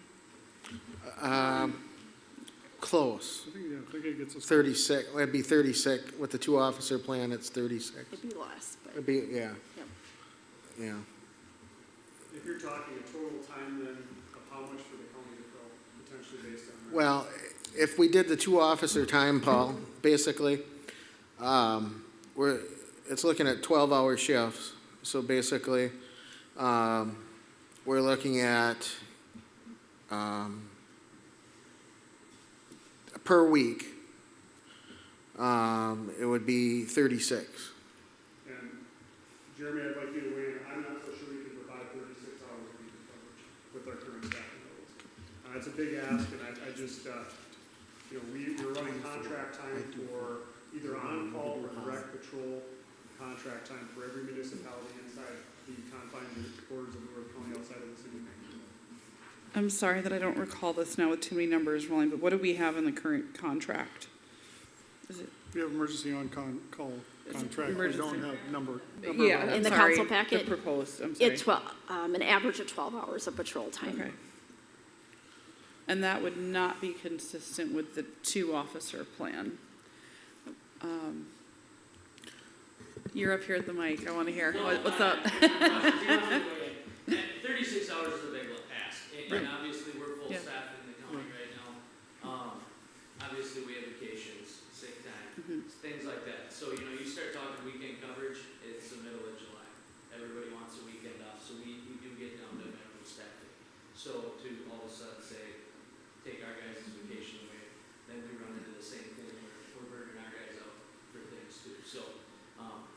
What would, 36 hours could be a big ask. what would you depending on what the feel hours are. comfortable? I mean, I know that there's no one making decision tonight, but we want to hear, you know, we want, as you're speaking to the partnership, we want to hear it too. Is it 20, is it 6, Yeah. is it, I mean, are they specific hours? I mean, that's the biggest thing. If we get into specific hours, and we've had this discussions with the sheriff, and I'm not gonna speak for him, but this all, you know, we kinda, the three of us sat around and what can we do? And if it gets to specific hours, you want coverage from 8 o'clock at night to 2 in the morning, then we would rather run it as like an off-duty, what we would call, where we would pay somebody to come in on their off time as an overtime rate to do that. Does that make sense? And they will have specific call times to be on duty in the city, taking care of city problems. So what I'm hearing from everyone is that consistency is going to be the best thing. Is that a fair statement? I think once you start partnering, which is what we're talking about, consistency is key. Yes. Because if we change it and all of a sudden, where the hell were you for those 4 hours? And you're looking at a schedule that you said, well, we weren't aware that we were supposed to Right. covering those 4 hours. And then it just snowballs from there. No, typically I'll say this, like we contract with a lot of other small municipalities within the county that contract an amount of hours with us. So let's say that you want some coverage between 8 PM and 2 AM. It might not be all of those hours, but let's say it's 3 of those hours, we want a car here. So our on-duty staff does that now in these other cities. And it might be that they're in town at 9 o'clock at night for an hour and a half, or it might be that they come in at 10:30, or there might be 3 different cars in town during that time. What they do for those other cities is we start directed patrol, so we log the time, and if you ever call and say, last Saturday night, when did you have cars on? We would be able to pull that up and say, these are the hours. We had, you know, we filled 3 of those hours, 3 different people, or 4 different people, whatever it is. These were the times they were in town, covering some of those hours. So that's a little more easy for us to deal with than just saying, if you want us here 8 to 2, we can't guarantee that. We have a huge county and a big incident could happen in Amboy, you know, area that we pull all our staff down there because it's a major incident. And then we would feel terrible saying, well, we guaranteed you this, but now we can't. Does that make sense? Not that that wouldn't happen, that's realistic, But we if could, you want specific hours, I think we're talking about a different thing. If you want an amount of hours covered in a time frame that you can be a little more fluctuating with when we cover it, we can do our best with our on-duty staff to cover some of those hours. I wouldn't be comfortable with that. What you're saying is between 8 and 2, you're gonna be around, we want you in town 3 hours of that 5 hours or whatever. And I don't Or want to two. put numbers in here. No, but you guys, no, it's your right. city, you gotta tell us No. what you want, we can tell you if we can do it or not. That's the hard part for us is in the cooperation between agencies, again, like Captain Barber said, your citizens will be safe. If it doesn't matter what time of day, if something happens over here, we're all coming. When John I- knows we're coming, you know, if he's even working. I mean, we all listen to the radio, we're not gonna, everybody in City Eagle Lake should feel safe, and if they're not, call 911, something. Well, yeah. Well, and having that slightly varied too, like we know that there's this time frame, but you know, if I'm a criminal and I know the cops come by at 9:30, I like the variety you of know, it, I'm gonna right? make So, plans. Yeah. You know, it's So, not like they're I- always gonna be here from 8 to 2, so we know, Right, don't come through Eagle Lake right. from 8 to 2. But if Yeah. you're here 8 or 9 or 10 or But- 1, But I think, you know, behind the scenes, having some consistency certainly, so you've got those windows, we've got windows. And I want to really show, this is temporary, that we're going to be leaning this heavily. That is our plan, is that this is temporary. We are still, the next part of this is go back to that recruitment. And, you know, I know we have sought advice from several people, but you guys as well, and we're listening. We have, Chief Kopp has put together a great plan here for recruitment. So I don't want, I mean, I know we have budgetary concerns certainly, but we may get another applicant tomorrow. We may get another applicant next week.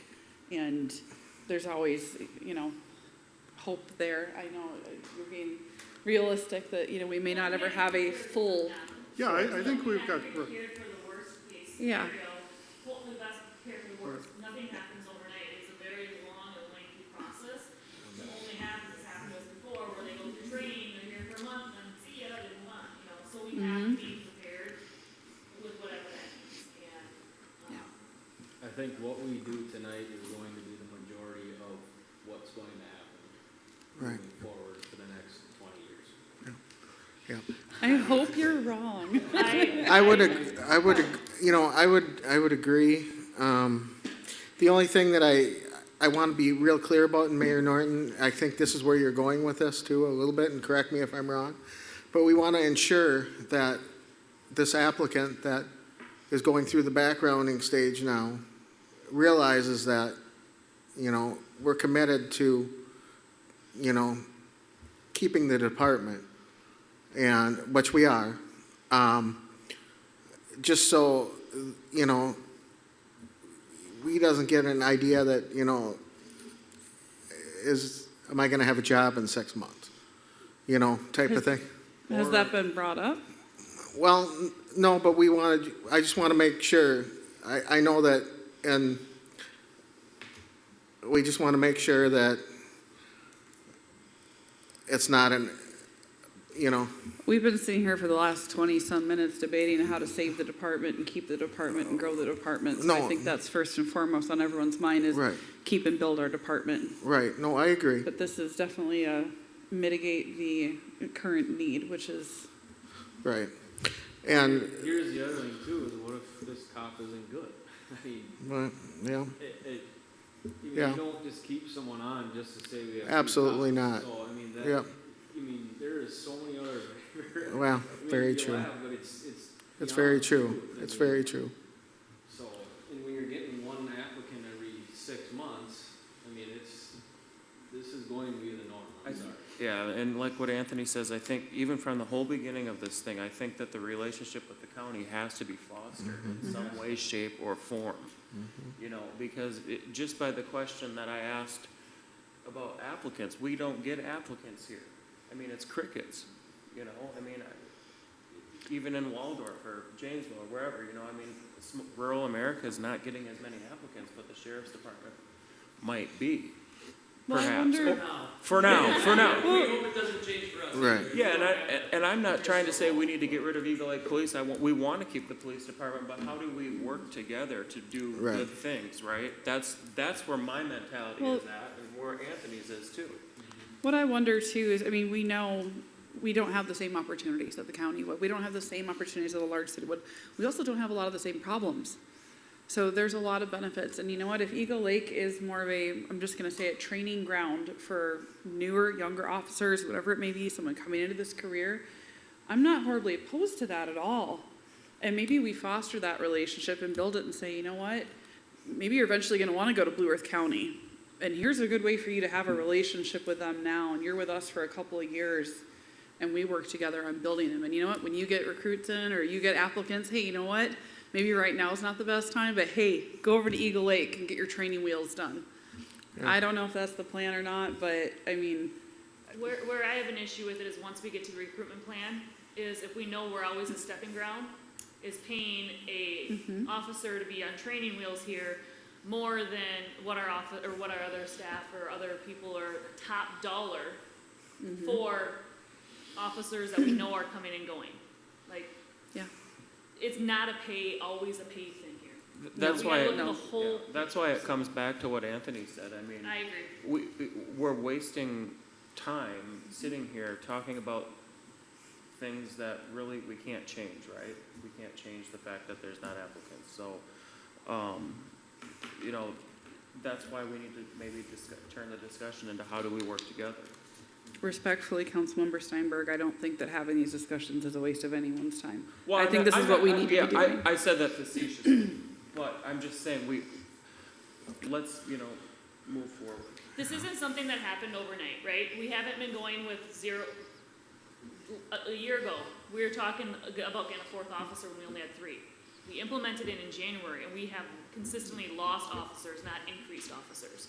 So it's not something that happened overnight in this way, and it's not going to change overnight. We're looking in some of our personnel meetings and stuff too. We're talking this isn't going to change. I mean, if this officer comes on and works great, we're going to hold our officers to high accountability. We're going to want them to be the best for the community. If they're not, we're not going to put an officer in place that isn't the right fit for Eagle Lake. It's not gonna change in a year. I don't see it changing in 2. We have to be ready to build a relationship with the county, get officers that are at their expectations and should be at ours. Let's utilize what resources we have in this community, even if that means they're gonna have to hightail to an unfortunate incident and be out of the community for a while. But in other instances, we can get some amazing people in here that are very trained, very knowledgeable, more so than the guys right out of the academy and stuff that are gonna be really good for Eagle Lake. So I think we have to just figure out what works with the budget, what we can agree on, what these guys can put forth for us, and move forward with it. And if this other officer applicant works out, we can look at that. But this is not, I don't foresee this changing overnight, as it didn't happen overnight.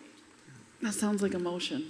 That's my motion. My one question though, before I did that with you guys, is when you have them here, we have nuisance, we have code violations, we have, you know, the piddly annoyant pieces, right?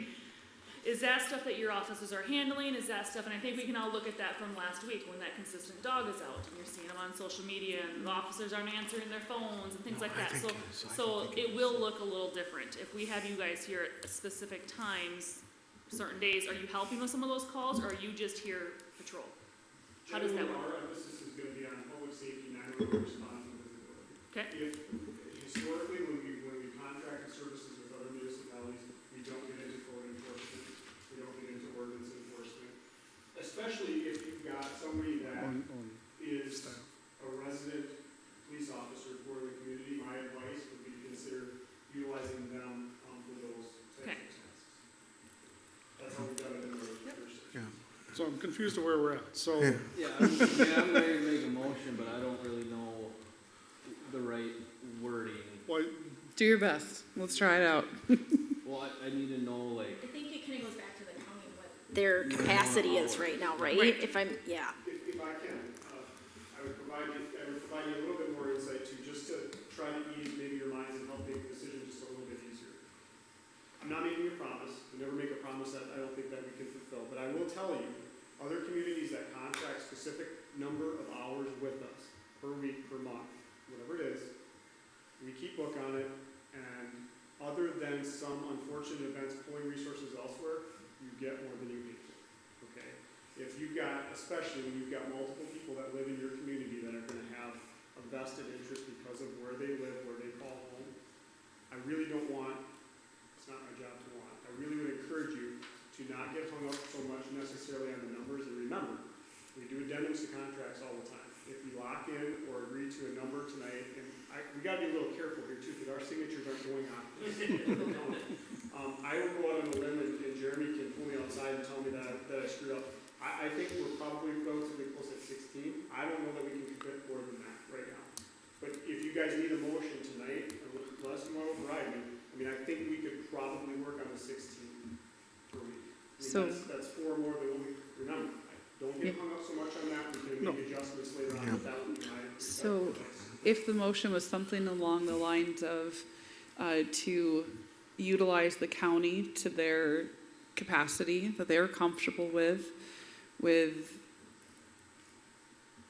reducing the amount of overtime and on-call time placed upon our officers in the best of its capacity and stay within budget as much as possible. I mean, I know those are vague, but I think we almost have to be deliberately vague as this is a little bit fluid, you know. And where we land on that agreement, I mean, I would think we can discuss what that dollar amount is when we know for sure what those hours could be. I don't think we have to decide that. We can't. But I think the county doesn't want to necessarily promise that they can give us up more than that 16 right now, if I'm understanding. Yeah. So maybe we could phrase it that way, then do an addendum later on. If I mean, let's just say if they could come back, if they could do 20, would we want 20? Could we afford 20? yes, Okay, so then up to 20 at this point? I don't know if the county will sign off on that agreement. No, certainly not, but I'm just saying we could authorize up to that. Okay, I see what you're saying. I just meant for the purposes Well, of the the two guardrails, agreement. one is budget, and the other is the amount of time you could possibly provide to us, right? So They come Jennifer's back and saying if say, we "We went can up do to 40, 20 though, we we can't." would be within budget. Yep, and I'm just referencing the language that's up in the, if, I don't know if you can see that up there in the, on the big screen, but, you know, in there, there's, yeah, under A, an average of 12 hours. So I'm assuming we're gonna have to put something in there for our agreement, right? Maybe not, I don't know. I don't want to speak for city business, and I don't know if you pass motions, that we can work on the contract tomorrow. Again, signatures are on our side. Yep. You don't have to have a forum before the board, Okay. that's just individual, so don't worry about that on our end. It's Okay. whatever you guys need to lock in for that, because we could leave it open-ended and negotiate or work that out. Okay, so that would be fine then, what you're proposing. Yep. Okay. Does someone want that, or did I just make it? I just made it, okay.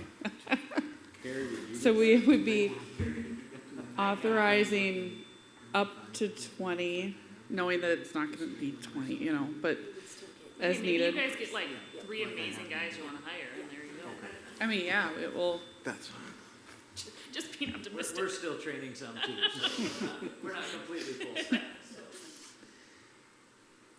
All With right. your motion, do we, and I don't care either way, but does there need to be anything in there with saying, chief's cops maximum weekly hours, or, no on-call, certain amount on, like, are we gonna maximize any of those?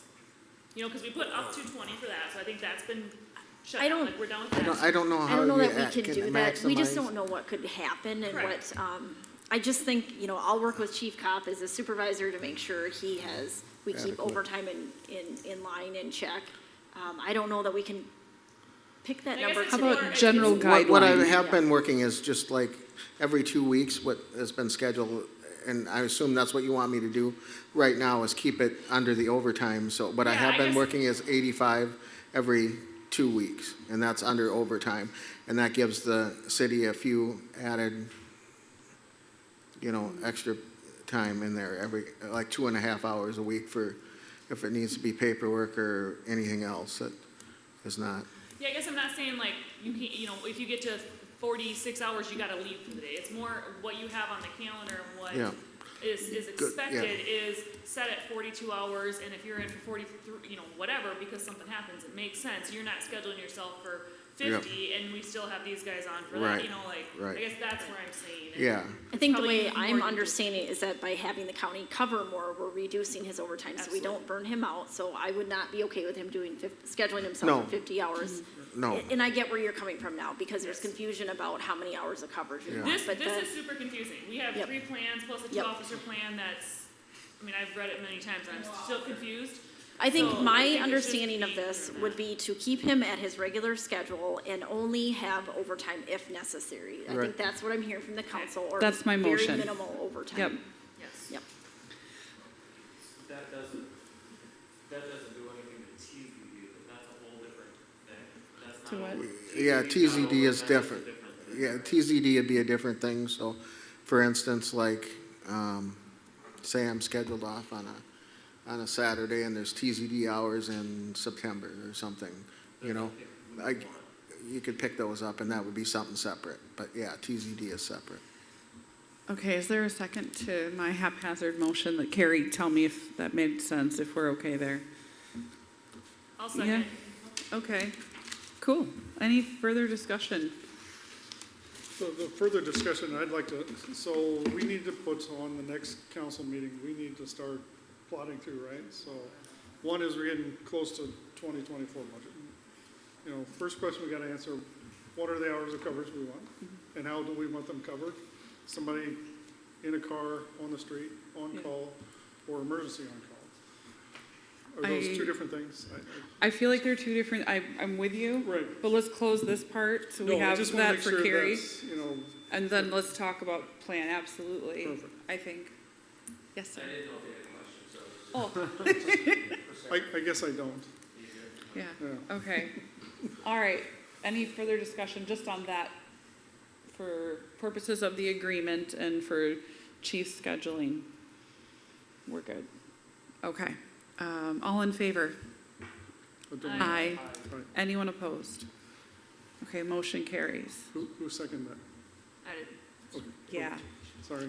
All right, so next part though, so on, now what do we do going forward? This is, we've now finished our rescue plan, for if you will. Now let's Well, look forward. right, so I for- would propose that we push back to, Chief Cop to say, what's our next thing, right? So one, he's got a proposal on retention, I think that's a good start, but we gotta finish that out. Because I don't wanna be the highest, I'd love to be the highest, pair in the county, but we don't wanna be there. So what's that gonna be? What does it look like? We were starting to decline in the number of applicants and the churn of our department before the events of the past couple of years. So what does that mean? Can we, like Anthony said, do we just go with 2 and just budget for 2 and contract? That's the number that we've got to pay? Or what is that going to be? Because we've just been, we've just been in a mess and just and I don't mind being a training ground, for other departments because one, you get some really good young officers that are willing to do some work and they don't burn out. Does So, anyone else think that maybe this would be a good work session? I think it would be a great work session. We could focus on, that'll give Chief time to kind of look at some of the other, moving parts to this and. And a lot of cities in the area and the county, in fact, are going like Madison Lake, they have 2 regular.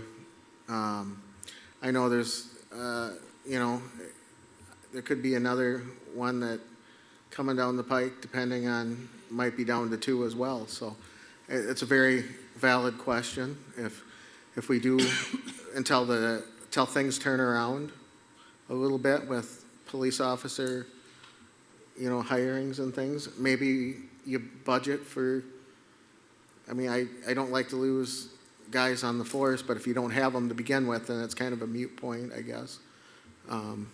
But I can put together some numbers for 2 and what that would look like if that's what you guys would want for a work session.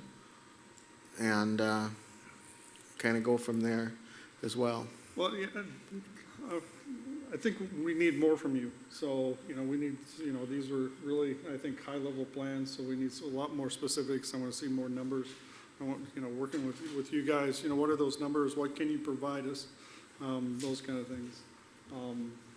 Okay. And a more succinct, right now you've got 4 retention, right? So you've got a proposal, but there's the backup for your proposal for retention is about 5 different pages, and it should be 1, Because you say, there should be a sheet that's, is taking a look at all the cities that you looked at, what's the pay, Oh, I see those what kind of things. Reduce Okay. that so it's easier to digest as opposed to trying to. So just, okay. Do those kind of things. That would help me out a lot. Starting wages, you're talking about getting like started wages on the same page and Yeah, for right. cities So I and, want to see everybody you talk to, what are they hiring at? What Okay. we're proposing, where does that fit within that grid? Are we number 1, number 5, or right in the middle? And then That really way- the benefits. Right, see, the benefits are, and correct me if I'm wrong, Carrie, on the benefits are kind of difficult. Are they kind of hard? Because everybody seems like for health insurance, everybody kind of throws their, maybe I'm wrong, I don't know, is it hard to track health insurance? If you're looking at the actual cost for health insurance, that's harder. We can take a guesstimate because it's age-based. The premiums are age-based. It But are you depends wanting on to know cost, or are you just wanting to know the list of like, here's your starting pay, we'll pay for uniforms, we'll pay for your training, Yeah. you have the option for this amount of benefits, like, I think in my mind, that's what I'm looking for, not the cost, but The the benefits? whole rundown of like, if I was to come to you today and say, why should I come to Eagle Lake, you're gonna be able to like, look at that sheet and rattle them off without having to read out full paragraphs and let me find it on page 13, I'll tell you which it is, you know what I mean, like. When I did the just start chicken clearing. thing, when I looked at the other cities with the chicken stuff, it was like they offer this, no. And we Would that be have that helpful? information, we can put it together in a sheet, but I think maybe you're going with this, is that you're not comparing apples to apples. Everybody's insurance plan might be a little different. It Right. might get kind of confusing if you're looking at like Crystal, I don't know what they do, but different deductibles, different, So, No, I just just, like- yeah. like, age all based benefits. premiums. Not- We not can, just- we have that. We can Yeah. send out the sheet with all of our I think what benefits, what we Councilmember offer. Whittington is kind of getting at is that we should just continue at a work session to discuss about the, idea of having, maybe Eagle Lake having 2 officers and then the county filling the other roles in some kind of working partnership moving forward. That's basically, I mean, Right. is that What I'm hearing saying from is to make that working session and not be productive and not 10 hours, is Yeah. we need a lot more concise information out of Chief Cobb. That's all I'm saying. you? With numbers and. Numbers, right. Okay, do we want to talk about scheduling that working session then? Would we want that in a motion now? If you guys have a date in mind, I know July is really filling up fast. We have, okay, our August 7th is council, and then August 8th, we Yep. have the budget work session at 6 o'clock. What if we came earlier? I don't know if that would work for council. We're all supposed to be here at 6. Or I have it on my calendar, I wrote 6 PM, but. Yep. Oh, yeah, that is, sorry, I'm thinking it's before a council meeting, oh my gosh, I'm tired. Okay, if that's at 6, what if we did an hour working session from 5 to 6? Does that work? That would be Tuesday, August 8th. How much stuff is gonna be on that work session? Because don't those sometimes get really long? Well, the first work session would basically just be inviting the department heads to come in and present their departmental requests for the That's on the budget. 8th, right? 8 at 6. Yep, that'd be on the 8th. 8 and 6? No, 8 at 6. Yep.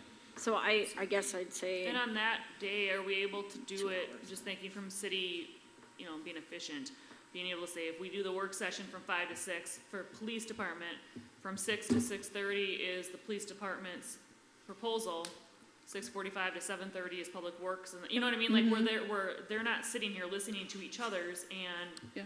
not being productive. Like the last hour, Andrew just sitting here listening to police department stuff when none of it's related to him, I guess. But would be he's enjoying it so much. my only suggestion, I guess, is I think we've No, I agree. scheduled it that way in the Okay, past, it where is. every department's had their time, whether they wanted to stick around, I guess they maybe shouldn't have, but we'll just tell them they need to be excused or excuse themselves and, or at least give them that Yep. out. And then maybe that's what they have, I don't Yep. remember, but.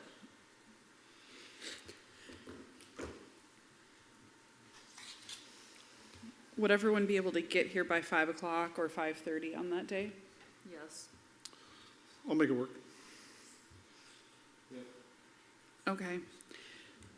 So I think then we would do working session on police department staffing, retention, whatever we want to call that plan, right? And then we roll into budget. Probably do police first, because we'll be going with police, and then public works after. Would that make sense? Y'all can yell at me? Okay. All right. I did another motion. I don't like doing, that's weird. Anyone want to second my haphazard motion? What were we motioning? 5 o'clock to 6 o'clock would Oh, be okay. work session for police second that. department. Okay. And then 6 o'clock roll into our regular budget session, and then, Because basically, this is the budget section for yeah, the police department, yeah, pretty much. So, okay. Any further discussion? All in favor? Aye. Anyone opposed? Motion carries. And thank you for all the work that's gone into bringing this information to us. Thank you very much for coming tonight and for your input and constant partnership for the future. We really appreciate it. And yes, then- thank you. We did not anticipate it would run this long, so I appreciate both of your time being here. Thank you very much. And they have been very willing to just meet with us, and we really appreciate it. Thank you very much. Thank you, guys. No, thank you. Thank you. I think we should just start handing out free drink tokens for the Legion after like 7:30 for anyone that stays, right? Okay. New business, amendments to City Code Chapter 18 related to stormwater drainage utility. Administrator Brumland, I will defer to you on this one. I think you were looking for a motion on just the amendment and then posting. You should be good to go on that one, I believe. Okay. We got everything for that, so then we can go into the next item. Let's see what page is Okay. Next item under new business, necessary accessories for the F-250 for Public Works. Public Works Director Hartman, would you like to tell us what's necessary for the truck?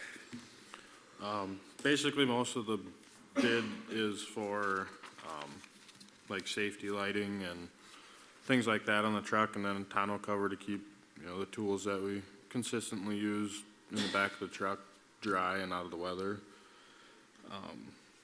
And then spray and bed liner just to protect the box of the truck, and that's about all that's on there. And this is, I haven't been able to get a quote for a plow yet because they cannot give me pricing yet, so that will be coming. That's not part of this.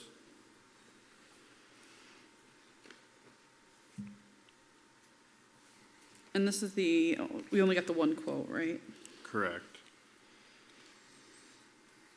All right, council, any questions for Public Works Director Hartman? I'll look for a motion to approve the accessories for the new truck. I'll make the motion. I'll second. Thank you. Any further discussion? All in favor? Aye. Aye. Anyone opposed? Motion carries. All right, next item, scheduling public hearing for interim ordinance related to cannabis. Looks like, Mr. Berlin, this would be on the August 7th meeting time. Yes, we can, if you guys would like to go ahead and schedule a public hearing, we'll absolutely will do that. I'll look for a motion. I'll make the motion. Second. Thank you. Any further discussion? All in favor? Aye. Anyone opposed? Motion carries.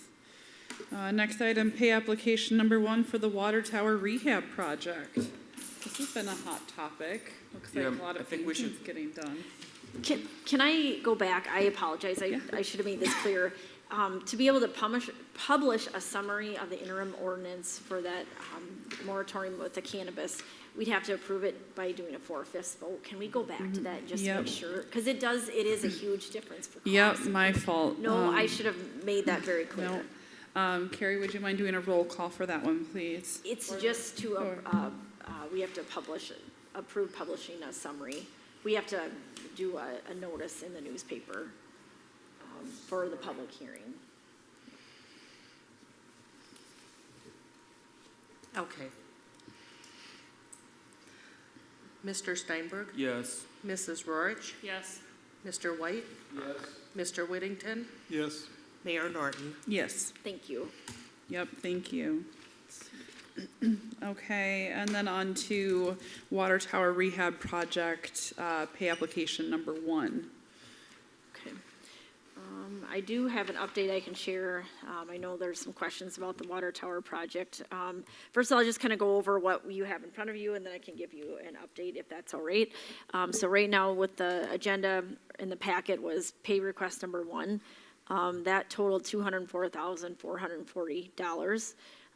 The Bolton Bank engineer working on the project, John Grotman, reviewed the pay application and recommends payment to the contractor in the amount requested.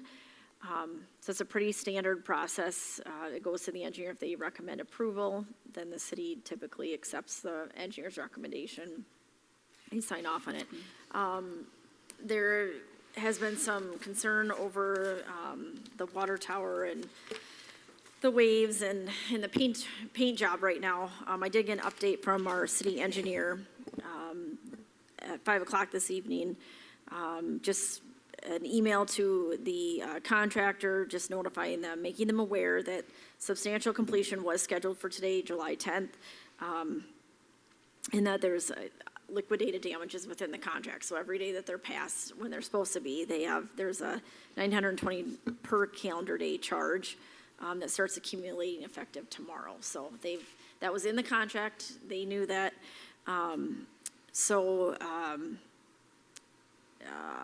Other issues that Andrew and I had brought up to them involves the WAVE logo, just concerns with the disappearances and maybe not looking even like a template was used. And so that has been conveyed to the contractor. I think there's gonna be a meeting on site on Wednesday, that we will not accept it. It has to be done the way that it was approved by the city council, and we will not accept anything less, and we will not issue further payment. But as far as this pay estimate, that is for work that was completed prior to the painting. So I don't know that we have a reason to withhold that payment, is where I wanted to explain that. So we are after them, you know, there's still half the contract costs that, you know, has not been, we can look right on the sheet here on what's left. So with that, I would still recommend deferring to the engineer's recommendation for this pay application 1, and we'll be dealing with those other issues as we move ahead. All right, thank you. I'll look for a motion on pay request number 1 for water tower rehab project. I'll make that motion. Thank you. Any further discussion? All in favor? Aye. Anyone opposed? The motion carries. I want to make one comment on that, because I know a lot of people have been talking about the waves and stuff. They're painting them wider right now, and then when they come back and paint the white, because they haven't actually painted the white, is when they're gonna fix a lot of that, so. So it's a rough Just- draft. Right, yep. Okay, yep. I yeah. was gonna say, it didn't look as white as it should either, so I was like, it's gotta be, like, white is still coming. That's the Right. primer on there still, isn't it? Yeah, pretty much, yep. It was actually supposed to be a different shade, but something got mixed up there. Is it like the song? Well, yeah. Is it like the song? Well, it was Whiter supposed to be Shade of more of Pale? like a tan color so that when they painted the white, they could see where they missed, but something got mixed up there. That makes sense, so they did that I was watching the water tower in Albert Lee and the same thing. They did the same thing. I was just hoping when I saw it, I'm like, I hope that's just kind of like the starting point, then they fine tune it a little more, They because were at the Legion before they painted. Lydia asked if they were drinking. Right. Anyway, okay, sorry. Next item, withdraw request number 2 for distribution escrow for Fox Meadows. Great. Mayor and City Council, as Mayor Norton mentioned, we've got withdrawal request number 2 totaling $826,447.55. Similar to the pay application for the water tower rehab project. When we get these, it goes to the city engineer. They review, make sure quantities, work completed, everything matches up with what's being requested. And so I did hear back from Mr. Sarf with Bolton Mink, and he recommends that the escrow funds be released as requested. To that, we just need a motion authorizing the release of withdrawal request number 2. I'll motion. Second. Thank you. Any further discussion? All in favor? Aye. Anyone opposed? Motion carries. And then our new number 7, new business, is the water meter replacement. I'll turn that over to Public Works Director Hartman. So basically, we're just coming to ask approval to buy these water meters. They're gonna be for the 8-plexes that are going in Fox Meadows, so they'll all be new, they're not necessarily replacement, but we need 64 meters for all of their units that they're gonna be building this year that they pulled permits for so far, so. Then Andrew, could you, we could probably explain too that when development happens, they have to pay for the meters themselves. So it'll be eventually a wash. It's just Right. right now we're paying for it and it's Yep. coming out of the budget, but then we'll on the refunds reimbursement side, we'll get Right. money paid back for meter sales. So we just need a motion to approve the purchase. Correct. Okay, I'll make that motion. I'll second. thank you. Any further discussion? All in favor? Aye. Aye. Anyone opposed? Motion carries. And next item, city administrator report. All right.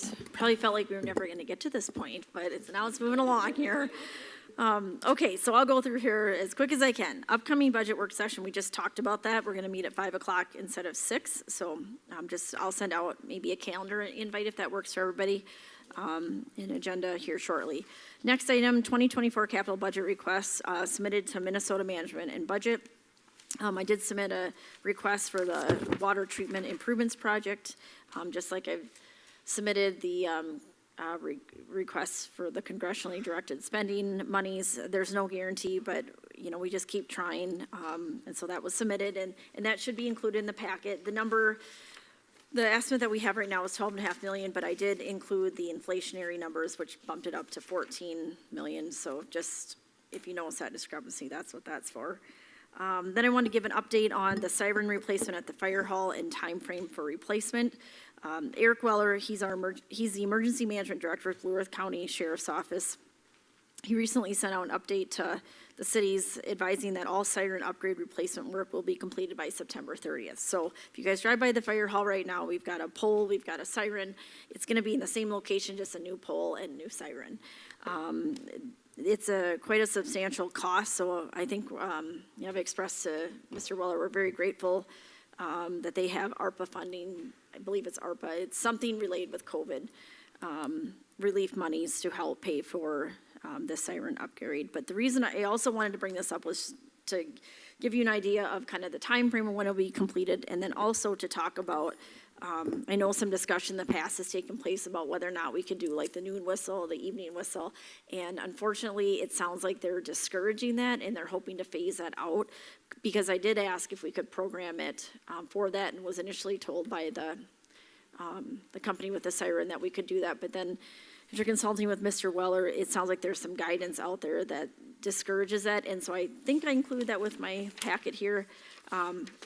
But I just wanted you guys to be aware of that, something we can talk further about. Yep, I did include that in here. So basically, they talk about sirens should be used to warn of immediate threats, should not be used for any non-life safety purpose such as time of day notification. In other words, like a noon siren, curfew siren.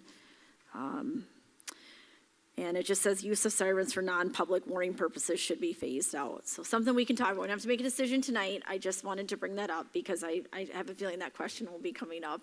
And I just wanted you to be aware of what the guidance is out there.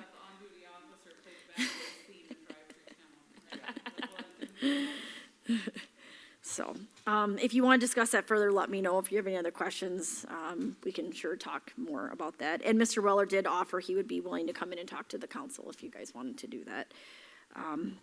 Next item, as you all know, due to the water tower rehab project and issues at the site, the event scheduled for Thursday has been moved down to the park, and the committee is going to be closely monitoring the site conditions for the August 17th event. Next item, lead service line inventory and technical assistance application. Wanted to bring to your attention that for those of you who are not aware of it, the federal EPA is requiring that all cities with public water systems conduct an inventory of lead lines within their service area by October of 2024. And the Minnesota Department of Health just the last couple weeks came out with some applications for technical assistance, and basically you won't be denied. So we will submit an application here, and we can get some assistance in different categories. One is records review, visual inspection, or development of a replacement plan. So working with Public Works Director Hartman and then also our engineer at Bolton Mink, we're gonna try to meet all the requirements. So the application is due July 20th, and I will get that off here shortly. Let's see, next item, expenditure and revenue report. I wanted to, I've sent this out in the past, trying to get into more of a routine schedule. Now that the audit is completed and some of those adjusting entries have been made, it's easier to read because some of those things that he referenced in the meeting needed to be adjusted, like with the escrow, with the developer's agreement and so forth. But anyways, we really should get in the habit of reviewing on a monthly basis, because if we go through a bond rating, it definitely helps us with our rating if we can demonstrate that we're reviewing these on a consistent basis. And then I have a couple items also not on my list I want to add some updates on.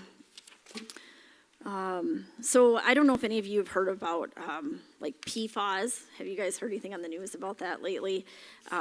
But I just wanted to let you know there was some information that, had come out to cities if you wanted to join, part of a, I don't know if it's necessarily a class action lawsuit. I don't have my information in front of me, but basically it's just information, if you're concerned or you've incurred any costs. And I have consulted with our engineers with Bolton and Mink, and, you know, to date, we haven't, incurred any costs with testing to see if we have that in our water. Did also check with the city attorney at this time. They both advise that there's really probably no reason for us to join in on that. But if you start hearing about that in the news, I just wanted you to be aware that I have checked with our engineer and city attorney on that. And then, it's PFAS, so it's like basically there's contaminants in the water that are, over time can break down and get into the water and can be toxic. It can be in the air, it can be water, fish, I mean, but. Yeah, so, but that's just something that has made headlines in the news with some places around the country. So I don't know that we have an issue. It sounds like here that we need to be concerned about in Eagle Lake, but I just wanted you to know I did check in with that, with our engineer and city attorney. And then I was gonna update you on the water tower. And then coming up here, Andrew and I will probably be giving an update on the sewer televising work that took place. Maybe, Andrew, I don't know if you want to talk about it tonight, but there is going to be a repair coming up. We don't have the cost for it, but maybe you want to just give a couple words on that if you don't mind. Right, yeah, so, was it last week or the week before, we had the televising done on the sewer on the north end of town. We had one issue that we found where there's something sticking into one of the sewer pipes that is draining a bunch of water, and not a good deal. It was full of mud and they had a hard time getting their jetter through it and stuff, so we're gonna have to probably look at getting that repaired sooner rather than later and go from there. It's kinda over by like behind Dash Salon, and so we might fight a railroad permit battle and things like that, depending on where exactly it is, but. Mm-hmm.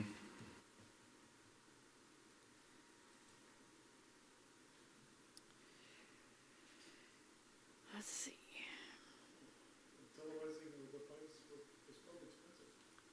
Yeah, there's quite a few, you know, that was one of the issues that they had where they fought the mud and had to, you know, well, they had to camera it from both directions because of the broken pipe. They couldn't get through there. On the north side of town, there's a lot of clay and there's a lot of roots, tree roots. So they came through, jetted everything, and then they had to come back and get additional tree roots out so that they could get the camera all the way through. So there's quite a bit more coming back and redoing some stuff just because until you get the camera in there, you don't know what it looks like, so. And then before I wrap up, if it's okay, I found the email I was looking for. I didn't have in front of me with that PFAS thing, and then I found the email from the city attorney as well. But basically, just wanted to let you know, I got an email from, it was the Minnesota Rural Water Association had sent out an email to all public water suppliers. That's why I wanted to share it with you, just letting everybody know. And just to summarize, because I know it's not a topic people are familiar with, that I'm being advised by our engineer, the city attorney, that we can just disregard the notice that we don't believe that there's any concern with our drinking water for testing or any costs that we're gonna incur. So just wanna keep you guys updated because you may hear about that more and more in the news, and wanted to let you know we are looking into that, so thank you. Thank you, Administrator Bromeland. Councilmember reports. Councilmember Roach, anything? No reports right now. We have another park board meeting on Thursday to really kick off the pavilion. So the fundraising for the pavilion anyways, so I should rephrase that. And then I think the pavilion's going through engineering right now to get final drafts done. So we're still hopeful that comes out, but we want to raise a bunch so we're not competing against Yeah. things like that. So That's exciting. we'll have more update on that probably the next meeting, and rec meetings have been halted for the summer, so we don't start those up again until fall. Councilmember White? No reports, but two things. Can we get our park named Eagle Lake Park again, please, at some point? Just wanna throw it out there. And then this, instead of Lake Eagle Park, I just don't get it. I'm glad, because I thought I was like the new person that just didn't really understand No, why, I but it really just. want that changed back to normal. Oh, yeah. So, we don't have to talk about it tonight, but that's, actually Jim Beal brought it up, so I thought I'd bring it up too. Clarify, not to interrupt your report, but can we clarify, that was set, was it back in the 70s, Lake Eagle? Because there's a monument No, or a he said- park at He the, said, Brad Potter did it. I don't think so. I think No, the there's plaque a, there's a rock at the park, it says like 1978 or plaque something on says there. 1978 when the land was donated from Alvin Pearson, whose house is up by the cemetery. Yep, and it says, and that's where it says Lake Eagle Park Oh. on it. So I just want to clarify that it wasn't anybody recently that changed the name, okay? I, We'll test that with the park board, because It's that's been been called a that big for a piece of long why is it time. Lake Eagle? I think we bring it up Thursday and get it, get the history behind it and put it out there if we don't rename it. I love that, because it's just, yeah. And So we then, don't have that. I agree with Anthony. just second thing, it's more of a, like an Andrew and administration thing. In Mankato, when you do an I&I, when you buy or sell a house, it's good for 10 years. And in Eagle Lake, you have to do it on every sale, and I think that's just more work for you guys that doesn't need to be done. Because just did one this morning, and it was done 3 years ago. So what really has changed in 3 years? Nothing. So really, it was just all right, I'll go look at it again, nothing changed, sign it off. So I just think if you guys want to look into that, I think it's 10 years in Mankato, I could double check, but it's a long time. So what, us non-realtors, what's an I&I? And I&I is just making sure your sump pump and stuff is Okay. going to the right areas. Okay. I don't, I just know that in probably the handful that I've done this year, I've probably found 2 or 3 that don't comply. Whether or not they've been done in the last 10 years or not, I don't know, but, Yeah, because, and in a sale, if it's not compliant, then whoever, it has to be done before closing. right, so- yep. Yeah. Just a thought. No.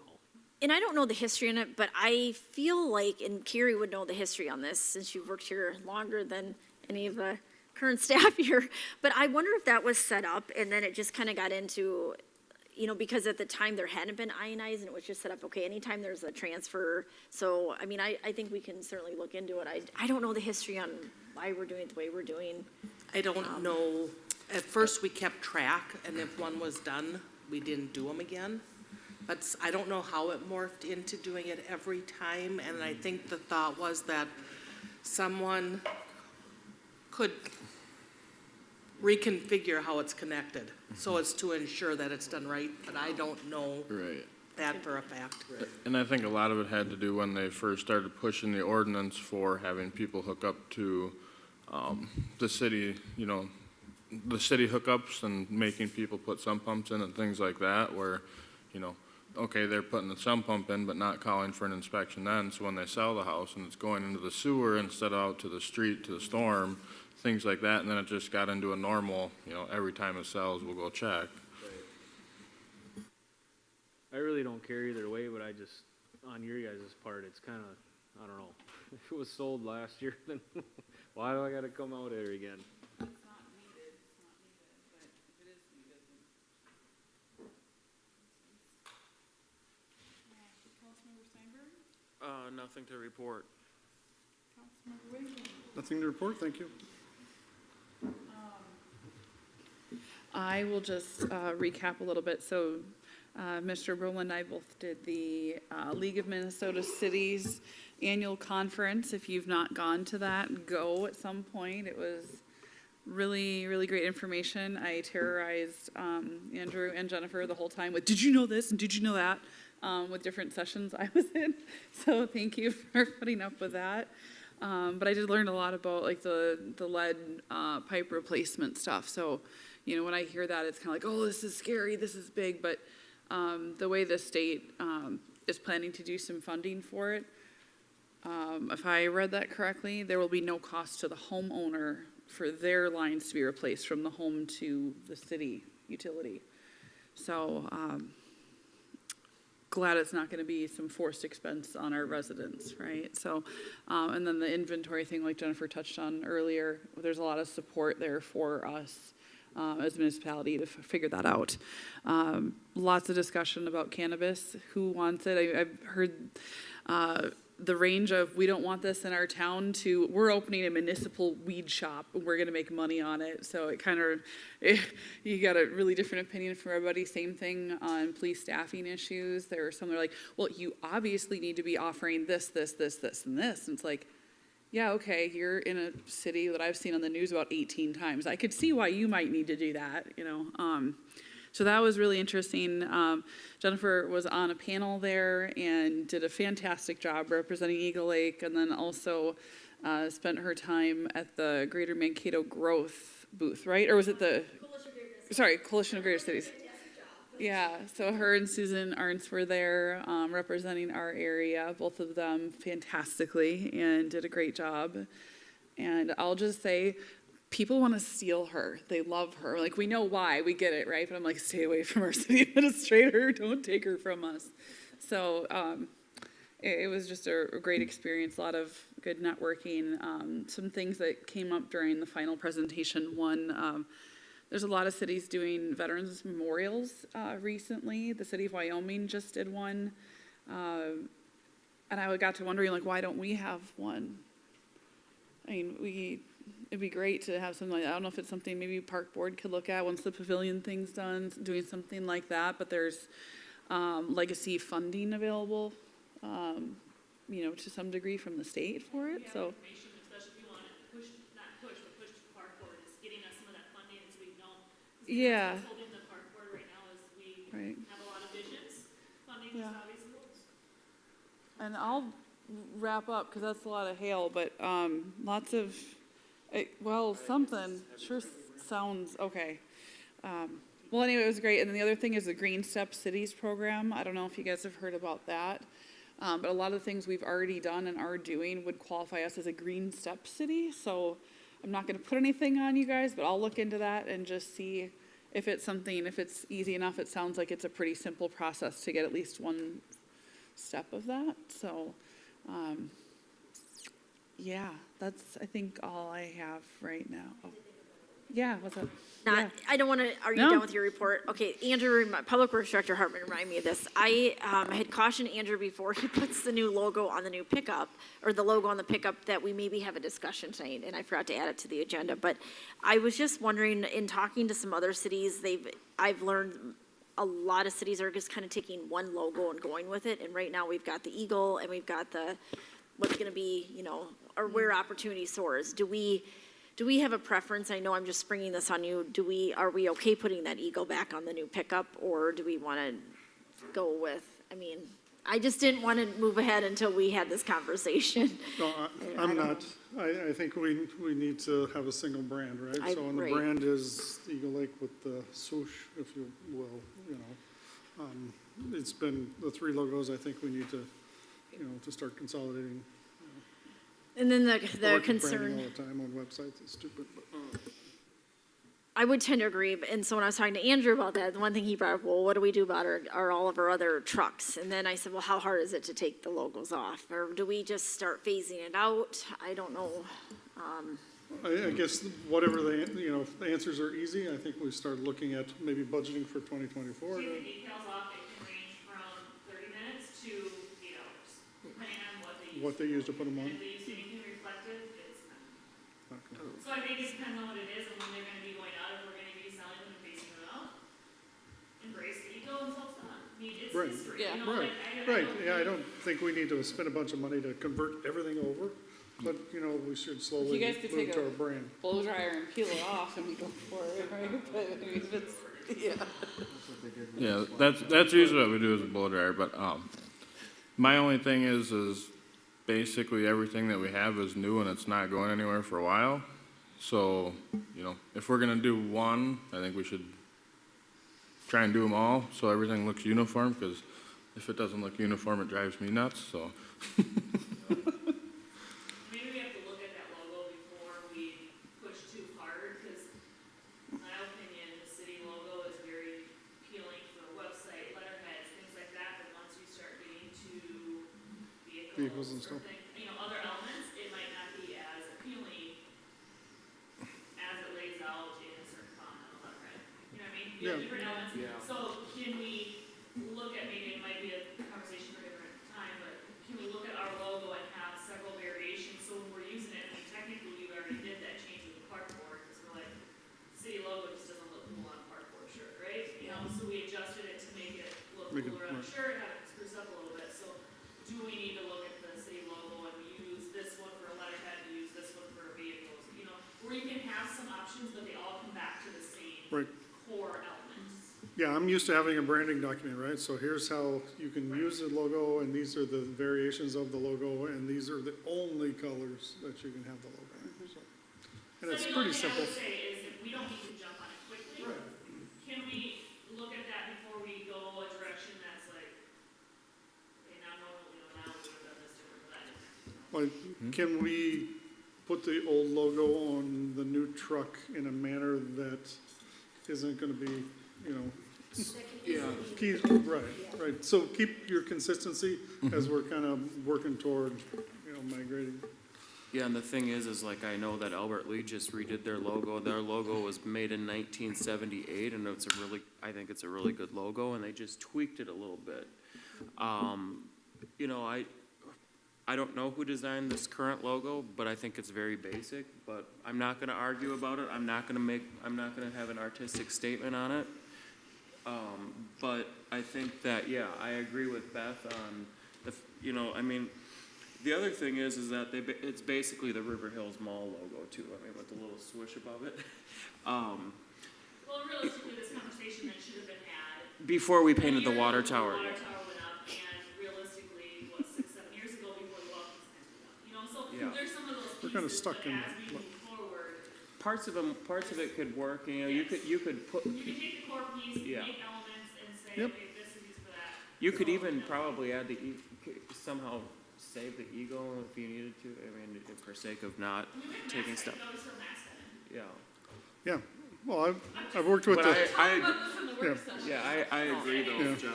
Just, yeah. I just wanted to throw that out Yeah. there, as we're talking your Right. vehicles. Right, That's what I think was worried about, is I was holding up Andrew with being able to get that going, Well, but yeah, and while we're on the subject with logo, I sent an email to Jennifer about, since I think I'm the only one on the city council that actually has a logo shirt with a, Like that shirt you have on? like an embroidered. I kept thinking, we're LMC, I wish we had a oh, yeah, we can do shirts Well, for everybody. There's a budget item for all council members to have, allotment of clothing though, I remember that, We did that one time, we sure could do it again. If you, everybody just did one shirt, it's not gonna break the budget.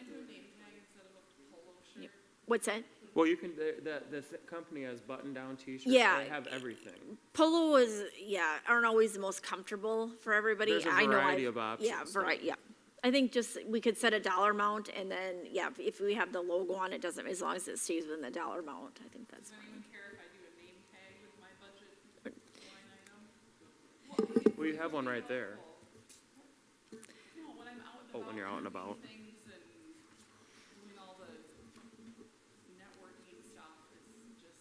Whatever you want. But she's right though, you're talking Right. about, when we're at Music on Parkway. Yep. When we're at, Park Board last year, we were. Well, that's why I wear this, if you see, I mean, I'm always wearing this shirt at all city events, or meetings and stuff. Conventions and things like that, then yes, having a name tag so people know who she is is. I mean, unless they make really cute dresses, we don't. Yeah.